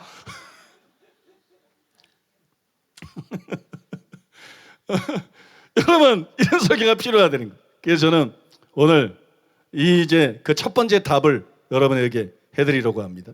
첫 번째 답은 따라해 보겠어요? 하나님께서 살아계시고 역사를 주관하고 계신다. 하나님은 살아계십니다. 하나님의 역사를 주관하고 계십니다. 그래서 하나님의 어떤 가시적이고 직접적인 역사뿐만 아니라 하나님의 섭리적인 역사를 믿어야 됩니다. 믿습니까? 그걸 믿어야 돼요. 성령신학교 강의 중에 타교단 목사님의 질문을 받았을 때, 허장 목사님의 질문을 받았을 때 제가 이렇게 대답했어요. 우리는 하나님의 섭리를 믿을 수밖에 없습니다. 구약의 정경성의 경우 예수님께서 이 땅에 오셔서 직접 가르치셨습니다. 또 하나님께서 사용하신 12사도와 바울 등 많은 사도들과 선지자들이 있었습니다. 만약에 구약의 정경이 잘못되어 있었다면 살아계신 하나님께서 그분들을 통해서 교정하셨을 것입니다. 신약 정경도 여러 정교회를 통해 정해진 것이지만 같은 입장을 가질 수가 있습니다. 만약 정경으로 결정된 책들 중에 어떤 책이 잘못되었다면 하나님께서 어떤 형태로든 말씀하셨을 것이고 어떤 형태로든 이것을 바로잡았을 것입니다. 구약시대와 마찬가지로 신약시대 때에도 참된 사도들과 선지자들이 매 시대마다 있었는데 하나님께서 그들을 통해서 바로잡지 않았겠습니까? 하나님께서 그들을 통해서 말씀하지 않았겠습니까? 다른 것들에 대해서는 수없이 계시하신 성령님께서 왜 그 문제를 바로잡지 않았겠습니까? 교회의 터가 되는 정경의 확정 문제를 이 중요한 문제를 살아계신 하나님께서 방관하셨겠습니까? 그렇게 생각하는 것은 너무나도 비이성적인 것입니다. 그러므로 우리는 하나님의 다스림과 섭리를 가장 확실한 증거 중에 하나로 받아들여야 됩니다. 우리는 하나님을 신뢰해야 됩니다. 그때 제가 한 답변의 전부는 아닌데 그 한 답변의 한 부분이 이거였어요.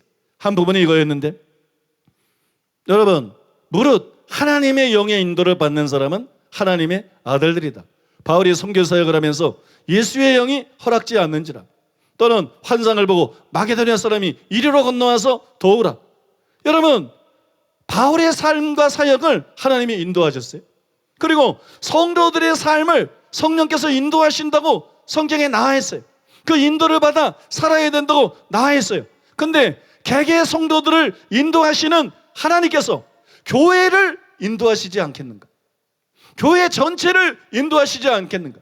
교회 전체의 믿음의 근간이 되는 정경을 결정하는 문제를 방관하셨겠는가? 방치하셨겠는가? 하나님이 그런 무책임한 하나님이 아니라는 것이에요. 믿습니까? 하나님은 그런 무책임한 하나님이 아니다. 여기서 일부 예배 때 안 드린 팁을 하나 드리면, 여러분, 케네스긴 목사님에게 예수님이 나타나셔가지고 사도의 4등급에 대해서 말하면서 성경에 대해서 말합니다. 그 다음에 지금은 성경을 기록할 수 있는 사도들이 없다고 말합니다. 그때 예수님께서 성경을 마셨을 때 그 성경은 무엇일까요? 예수님 말씀은 성경은 무엇일까요? 구약 39권입니다. 신약 27권입니다. 예수님은 정경에 대해서 문제를 제기하지 않았습니다. 예수님이 핵인 목사님 앞에 있었습니다. 예수님이 핵인 목사님에게 말씀하고 있었습니다. 정경이 문제야. 교회 회의에서 잘못 결정했어. 이거 잘못 알고 있어. 핵이나 이거 심각하다. 사실은 유다서는 성경이 아니야. 루터가 옳았어. 야고보서는 지푸레기야. 그건 성경에서 지금이라도 빼야 돼. 예수님이 그러지 않았어요. 예수님은 구약 39권을 당연한 거로 인정했어요. 신약 27권을 당연한 거로 인정했어요. 이걸 성경이라 부르셨어요. 그 다음에 사도와 선자들을 통해서 특별한 권위를 올 땐 하나님의 말씀이라고 인정했어요. 여러분 무슨 얘기하고 있는지 아시겠죠? 하나님께서 방관하셨겠는가? 방치하셨겠는가? 그런 무책임한 하나님이 아니다.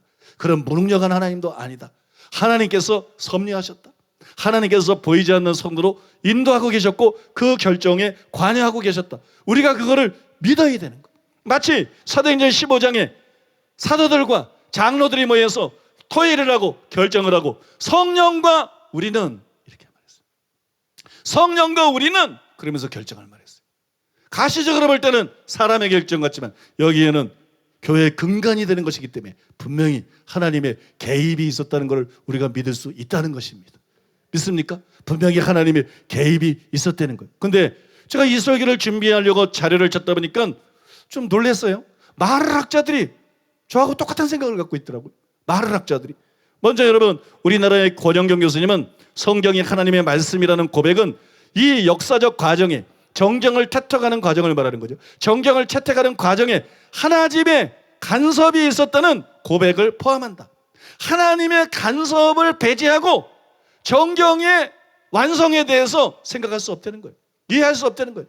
하나님의 간섭이 있었다는 것을 포함한다. 또 듀 토이시라는 학자는 하나님의 섭리로 뭐로요? 하나님의 섭리로 정경이 형성되고 편찬되었다. 뭐 고딕 구절은 안 읽겠어요. 시간 관계상. 그 다음에 스톤하우스는 신적인 권위를 가진 성경의 개념 속에는 자존하시며 자족하신 창조주, 우주의 통치자이신, 그러니까 하나님이 주관하셨다는 거예요. 우주의 통치자이신 하나님에 대한 사상이 함축되어 있다. 그렇게 말했어요. 그 다음에 세계적인 조직신학자인데 웨인 그로뎀은 이렇게 말했어요. 그렇다면 현재 우리가 보유하고 있는 성경의 정경이 옳다는 것을 어떻게 하는가? 하나님께서는 창조와 그의 백성 이스라엘을 부르심, 그리스도의 생애와 죽으심, 그리고 부활과 사도들의 사역과 저술 가운데 역사하셨듯이 교회 시대를 사는 모든 그의 백성들의 유익을 위해 성경의 책들을 모아 보존하는 일에도 하나님께서 역사하셨다. 그렇다면 궁극적으로 우리는 현재 우리가 소유하고 있는 정경의 정확성에 대한 확신을 하나님의 신실하심에 두는 것이다. 결론적으로 현재 우리가 소유하고 있는 정경의 책들 중에 정경에 속하지 말았어야 하는 책들이 있는가? 대답은 없다는 것이다. 우리는 지난 2000년 동안 하나님의 말씀이 아닌 것을 하나님의 말씀인 것으로 믿도록 그의 백성을 인도하지 않으셨을 우리 아버지 하나님의 신실하심의 확신의 근거를 둔다. 그렇다면 성경에 포함되어 있어야 함에도 빠진 책들은 있는가? 대답은 없다는 것이다. 다시 한번 강조하지만 그의 백성을 향한 하나님의 신실하심은 우리가 그를 온전히 의지하고 섬기는 데 필요하다고 생각되는 부분을 하나도 빠지게 하지 않으셨을 것이라는 확신을 갖게 한다. 지금 우리가 다루고 있는 이 문제에 대해서 가장 많은 발언을 한 사람이 우리나라의 박형룡 합동교단의 그 박형룡 박사님 같아요. 박형룡 박사님은 먼저 굉장히 노골적인, 공감이 가는 노골적인 질문을 던졌어요. 왜 27권만이 정경이고 다른 책들은 정경이 될 수가 없는가? 현재 존재하지 않는 자료가 발견되어져 정경으로 고려될 수 없다는 사실을 우리가 어떻게 알 수 있는가? 지금 현재 정경에 포함된 성경이 제외될 수 있는 가능성은 없는가? 현 성경 속에 들어가서는 안 될 책이 들어가지 않았다는 것을 우리가 어떻게 알 수가 있는가? 이런 질문은 진지하면서도 까다로운 질문들이다. 정경을 결정한 사람들이 우리와 같이 유효한 사람들인데, 흠이 있고 부족한 사람들인데, 비록 그들이 진지함을 가지고 결정했을지라도 그들의 뒤를 따르는 것이 잘한 것임을 우리들은 어떻게 알 수가 있는가? 타당한 질문이에요. 사실 여러분, 정경에 대해서 생각해본 사람이라면 누구나 떠올릴 만한 그런 의문입니다. 뭐 제 자신의 의문이기도 했고, 정경에 대해서 관심이 있었다면 또 여러분의 의문일 수도 있어요. 속이 시원한 질문입니다. 이 질문을 한 다음에 박형룡 박사님은 레온 모리스의 글을 인용해서 이렇게 대답을 했습니다. 어떤 기독교인도 혹은 어떤 기독교 그룹도 이미 수납된 목록에 즉 66권의 어떤 책을 첨가하거나 그 목록에서부터 어떤 책을 삭제시키는 권위를 행사한 적이 없다. 다 이걸 받아들였다. 수긍했다. 물론 개신교 얘기입니다. 만약 우리들이 하나님께서 그의 교회를 인도하셨다는 사상을 심각하게 생각한다면 우리들은 이런 사실을 통해 하나님께서 그의 백성들이 소유하기를 원하는 책들이 바로 이런 책들이었음을 볼 수 있어야 한다. 그 외에도 뭐 여러 가지 얘기를 해서 여기 좀 더 써갖고 왔는데 딴 얘기들을 많이 해가지고 이제 좀 말씀을 정리를 해보면, 여러분 오늘은 대전제를 말씀드린 거예요. 사람들이 모여서 교회 협의회에서 수많은 외경과 위경들 속에서 정경을 분별해냈는데 그 결정을 우리가 어떻게 믿을 수가 있는가? 그 결정을 우리가 어떻게 믿고 이 정경은 정말 하나님의 말씀이고 성경이고 절대 모호하고 절대적인 권위를 갖다고 인정하고 우리가 그 책을 믿고 따를 수 있는가? 여기에 대해서 답변이 될 수 있는 것에 대해서 아직 세부적인 것은 여러분들에게 말씀을 안 드렸어요. 대전제가 되는 걸 말씀드린 거예요. 대전제가 되는 게 뭐냐? 하나님은 살아계신다. 하나님은 역사의 방관자가 아니고 주관자이시다. 하나님이 개인 성도들의 삶을 인도하시는 하나님이 교회의 근간이 되는, 교회의 터가 되는 이 정경의 결정 문제를 수수방관하셨을 리가 없다. 하나님이 분명히 여기 개입하셨다. 그 다음에 하나님께서 분명히 여기에 섭리적으로 역사하셨다. 그래서 우리는 그 사람들을 믿은 것이 아니라 하나님을 믿을 수 있다. 살아계신 하나님, 이것이 정경의 믿음에 대한, 정경의 권위에 대한 믿음에 대한 우리 믿음의 근거다. 그럼 믿습니까? 이게 첫 번째 답이 될 수 있다는. 이제 다음 시간에는 구약 성경 36권이 정경이라는 걸 우리가 어떻게 믿을 수 있는가? 이거를 이런 대전제가 아니라 좀 더 세부적으로 들어가서 왜 이것이 인정할 수밖에 없는 하나님의 말씀이고 정경인가? 그거를 입증하고 설명하는 작업을 할 겁니다. 그 다음 시간에는 뭐 이걸 2시간을 2개를 함께 할지도 모르겠지만 아무튼 그 다음에는 신약 27권이 하나님의 말씀이라는 걸 어떻게 믿을 수 있는가? 이게 구약보다 신약이 더 어려워요. 구약의 정경성보다, 사실 구약의 정경성은 유대교를 통해서 정립이 되어 있었고 그걸 받아들이기만 하는 데는 입장이었는데, 신약의 정경성은 새로 되는 것이기 때문에. 그 다음에 구약의 정경성은 왜 쉽냐 그러면 신정국가잖아요. 이스라엘 하나잖아요. 그 예루살렘이 있잖아요. 대제사장이 있잖아요. 서기관들이 있잖아요. 이들을 통해서 모든 게 관리가 됐잖아요. 분별이 되고 관리가 됐잖아요. 그런데 교회는 예루살렘이 본부가 아니에요. 한 나라가 아니에요. 땅끝까지 이리로 막 퍼져나가는 거예요. 어디 한 군데 본부도 없어. 어디 한 군데 최고의 권위자도 없어. 그래서 300년이 걸린 거예요. 그러니 이것이 인쇄술도 없는데 다 필사를 해서 다 성경을 갖고 있지도 않아. 지금처럼 다 성경을 갖고 있지도 않아. 그죠? 그래서 300년이라는 기간이 필요한 거예요.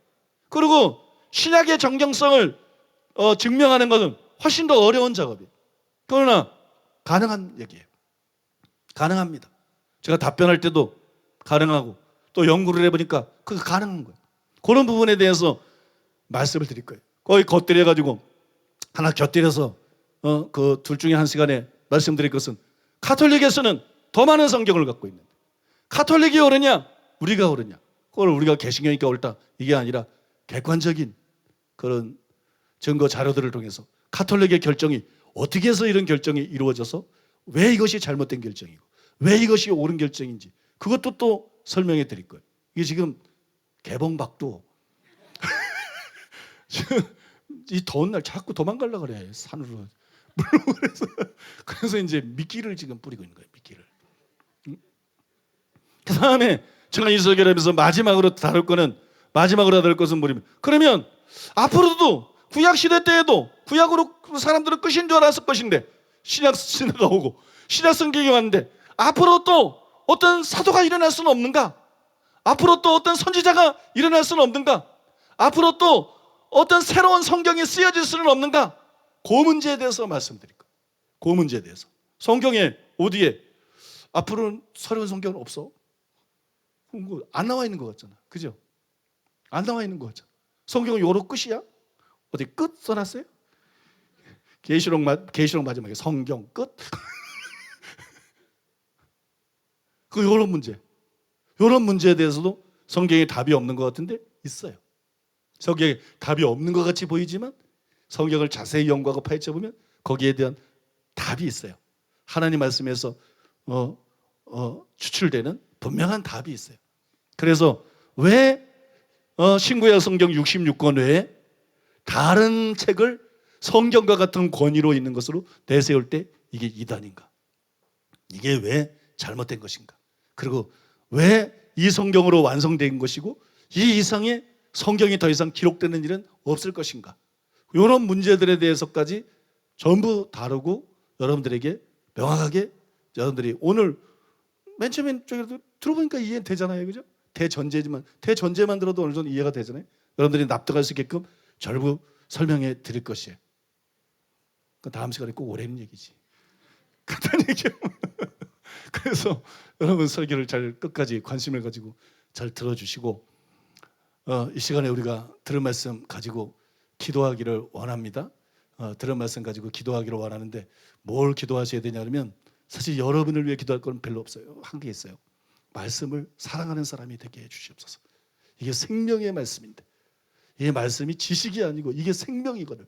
이게 생명을 얻는 일이고 이게 죽느냐 사느냐를 결정짓는 것이거든. 그래 바울이 모세가 율법을 주면서도 하나님께 율법을 받아서 내가 생명과 사망을 너희 앞에 두었다. 내가 복과 저주를 너희 앞에 두었다. 너희는 살기 위해서 생명을 택하라. 여러분 복음은 더 그렇지 않겠어요? 신약의 말씀들은 더 그렇지 않겠어요? 하나님의 말씀이 선포될 때 이것은 생명과 사망을 여러분 앞에 두는 겁니다. 생명을 선택할래? 죽음을 선택할래? 너 죽을래? 살래? 물어보는 거예요. 모든 설교는 너 죽을 거야? 살 거야? 너 죽을래? 살래? 너 복 받을래? 저주 받을래? 네 미래가 복되기를 원하느냐? 네 미래가 저주를 받고 비참하게 되기를 원하느냐? 내 자녀들이 복 받기를 원하느냐? 내 자녀들이 저주를 받고 비참하게 되기를 원하느냐? 모든 설교가 그런 도전을 주는 거예요. 도전을 주는 거예요. 그래서 하나님의 말씀을 귀하게 여기고 천천금원보다 하나님의 말씀을 귀하게 여기고 하나님의 말씀을 사모하고 열심히 읽고 졸리더라도 코로만 하품하고 절대 입으로 하품하는 사고를 치지 말고 코평수만 좀 넓어졌다가 눈물만 살짝 핑 돌았다가 그리고 태연하게 말씀이 하면 이 여러분을 위해서 기도해야 돼요. 여러분 가족들을 위해서 기도해요. 들을 귀가 열리게 해 주시옵소서. 그리고 우리가 특별히 기도할 것은 가톨릭을 위해서 기도해야 됩니다. 이 음녀가 된 가톨릭이 그 안에 뜻이 된 사람도 일어나서 가톨릭 안에서도 종교 개혁이 일어나고 가톨릭 안에서도 회복이 일어나게 해 주시옵소서. 가톨릭 사람들이 전부 나쁜 건 아니기 때문에 거기도 진실한 신자들이 분명히 상당수가 있기 때문에 가톨릭의 개혁이 일어나게 해 주시옵소서. 유럽을 불쌍히 여겨 주시옵소서.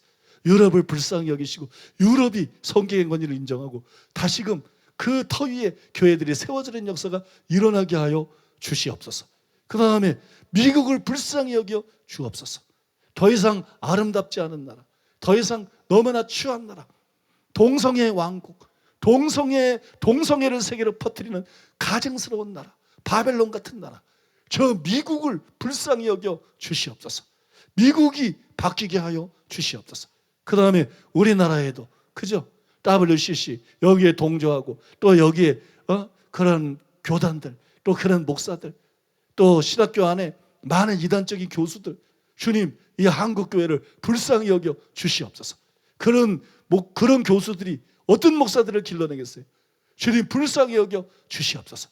한국교회가 다시금 성경 앞에 성경의 권위 앞에 하나님의 말씀의 권위 앞에 무릎 꿇게 하여 주시옵소서.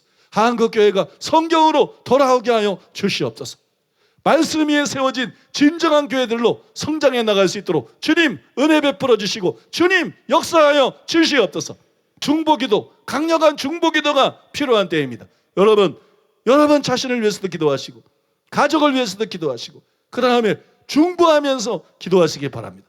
중보하면서 제가 말씀드린 그런 모든 단체와 나라에 대해서 중보하면서 이 시간에 하나님 앞에 통성으로 기도하겠습니다.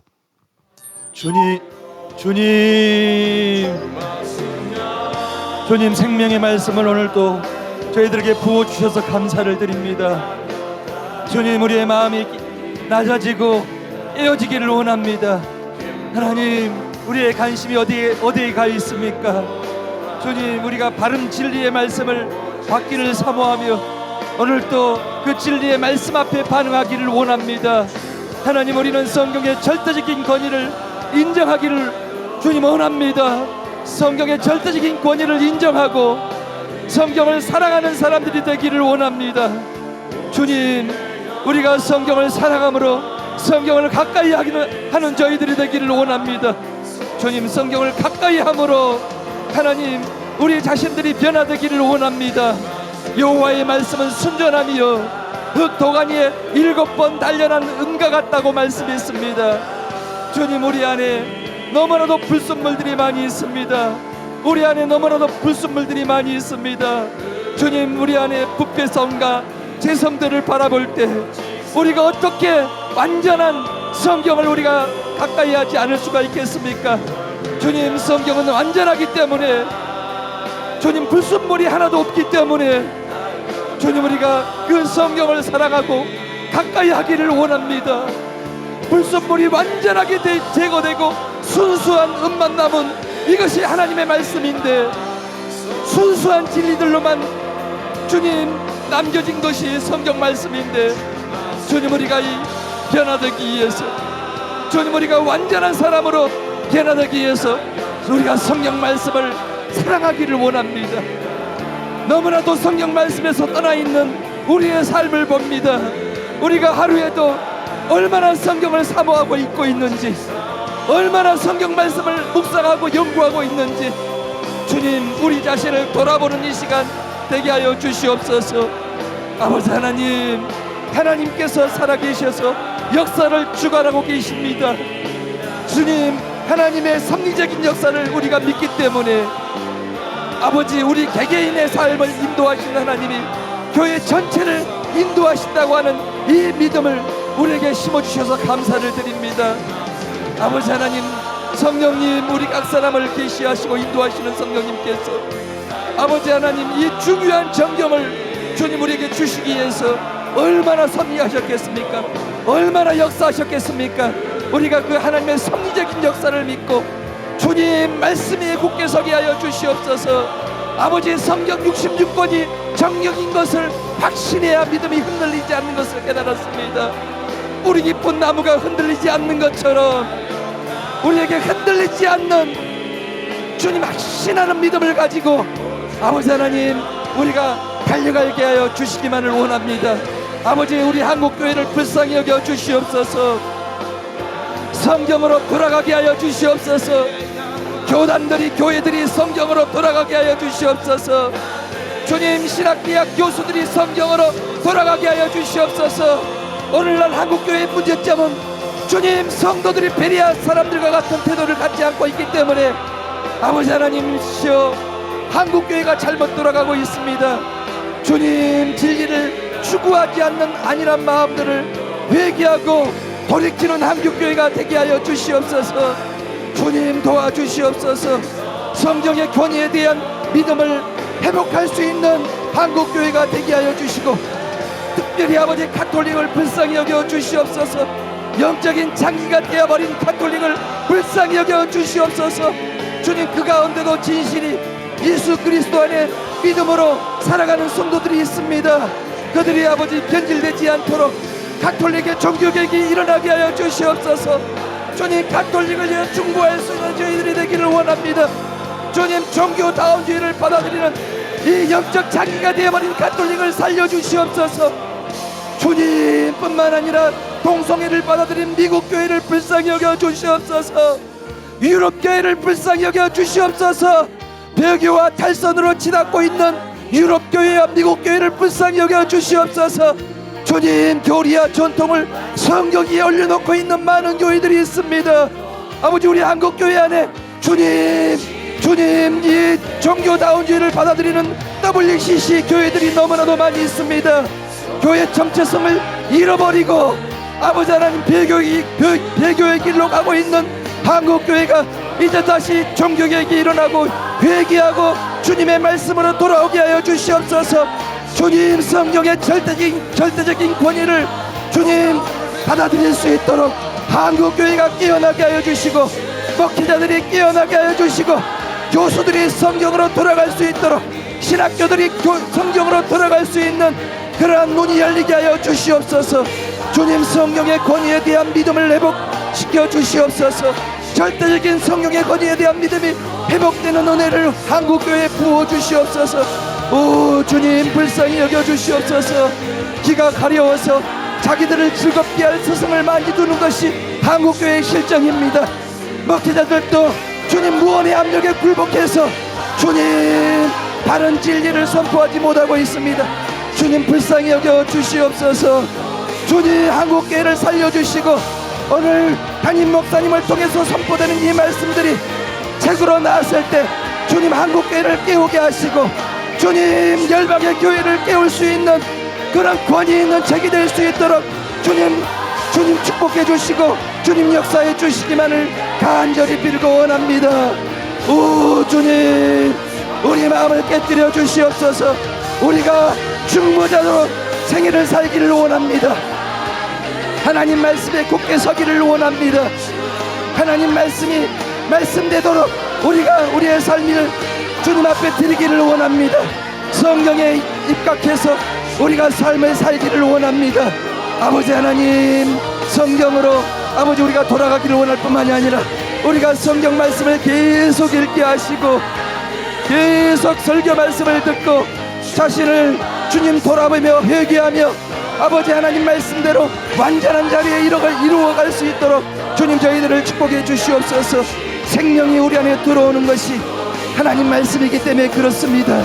영의 양식이기 때문에 우리의 생명이 살아나는 것이라고 말씀하셨사오니 우리가 이 생명의 말씀인 성경을 사모하는 자가 되게 도와주시고 이 성경 말씀대로 우리가 순종하며 우리의 삶을 반석 위에 세울 수 있는 저희들의 삶이 되게 하여 주시옵소서.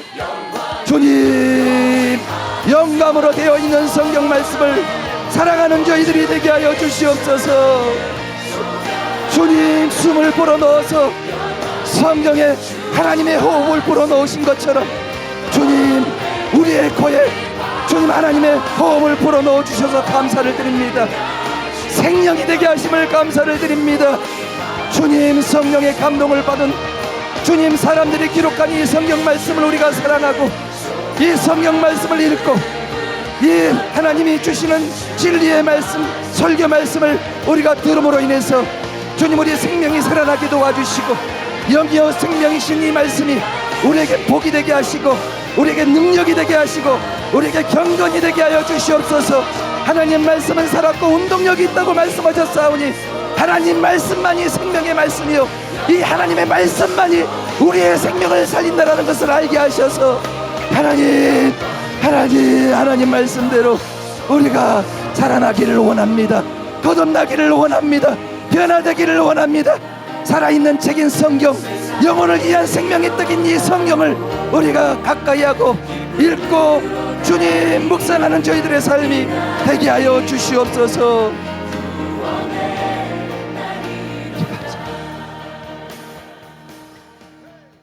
감사드리오며 경계하신 예수님의 이름으로 기도드립니다. 아멘.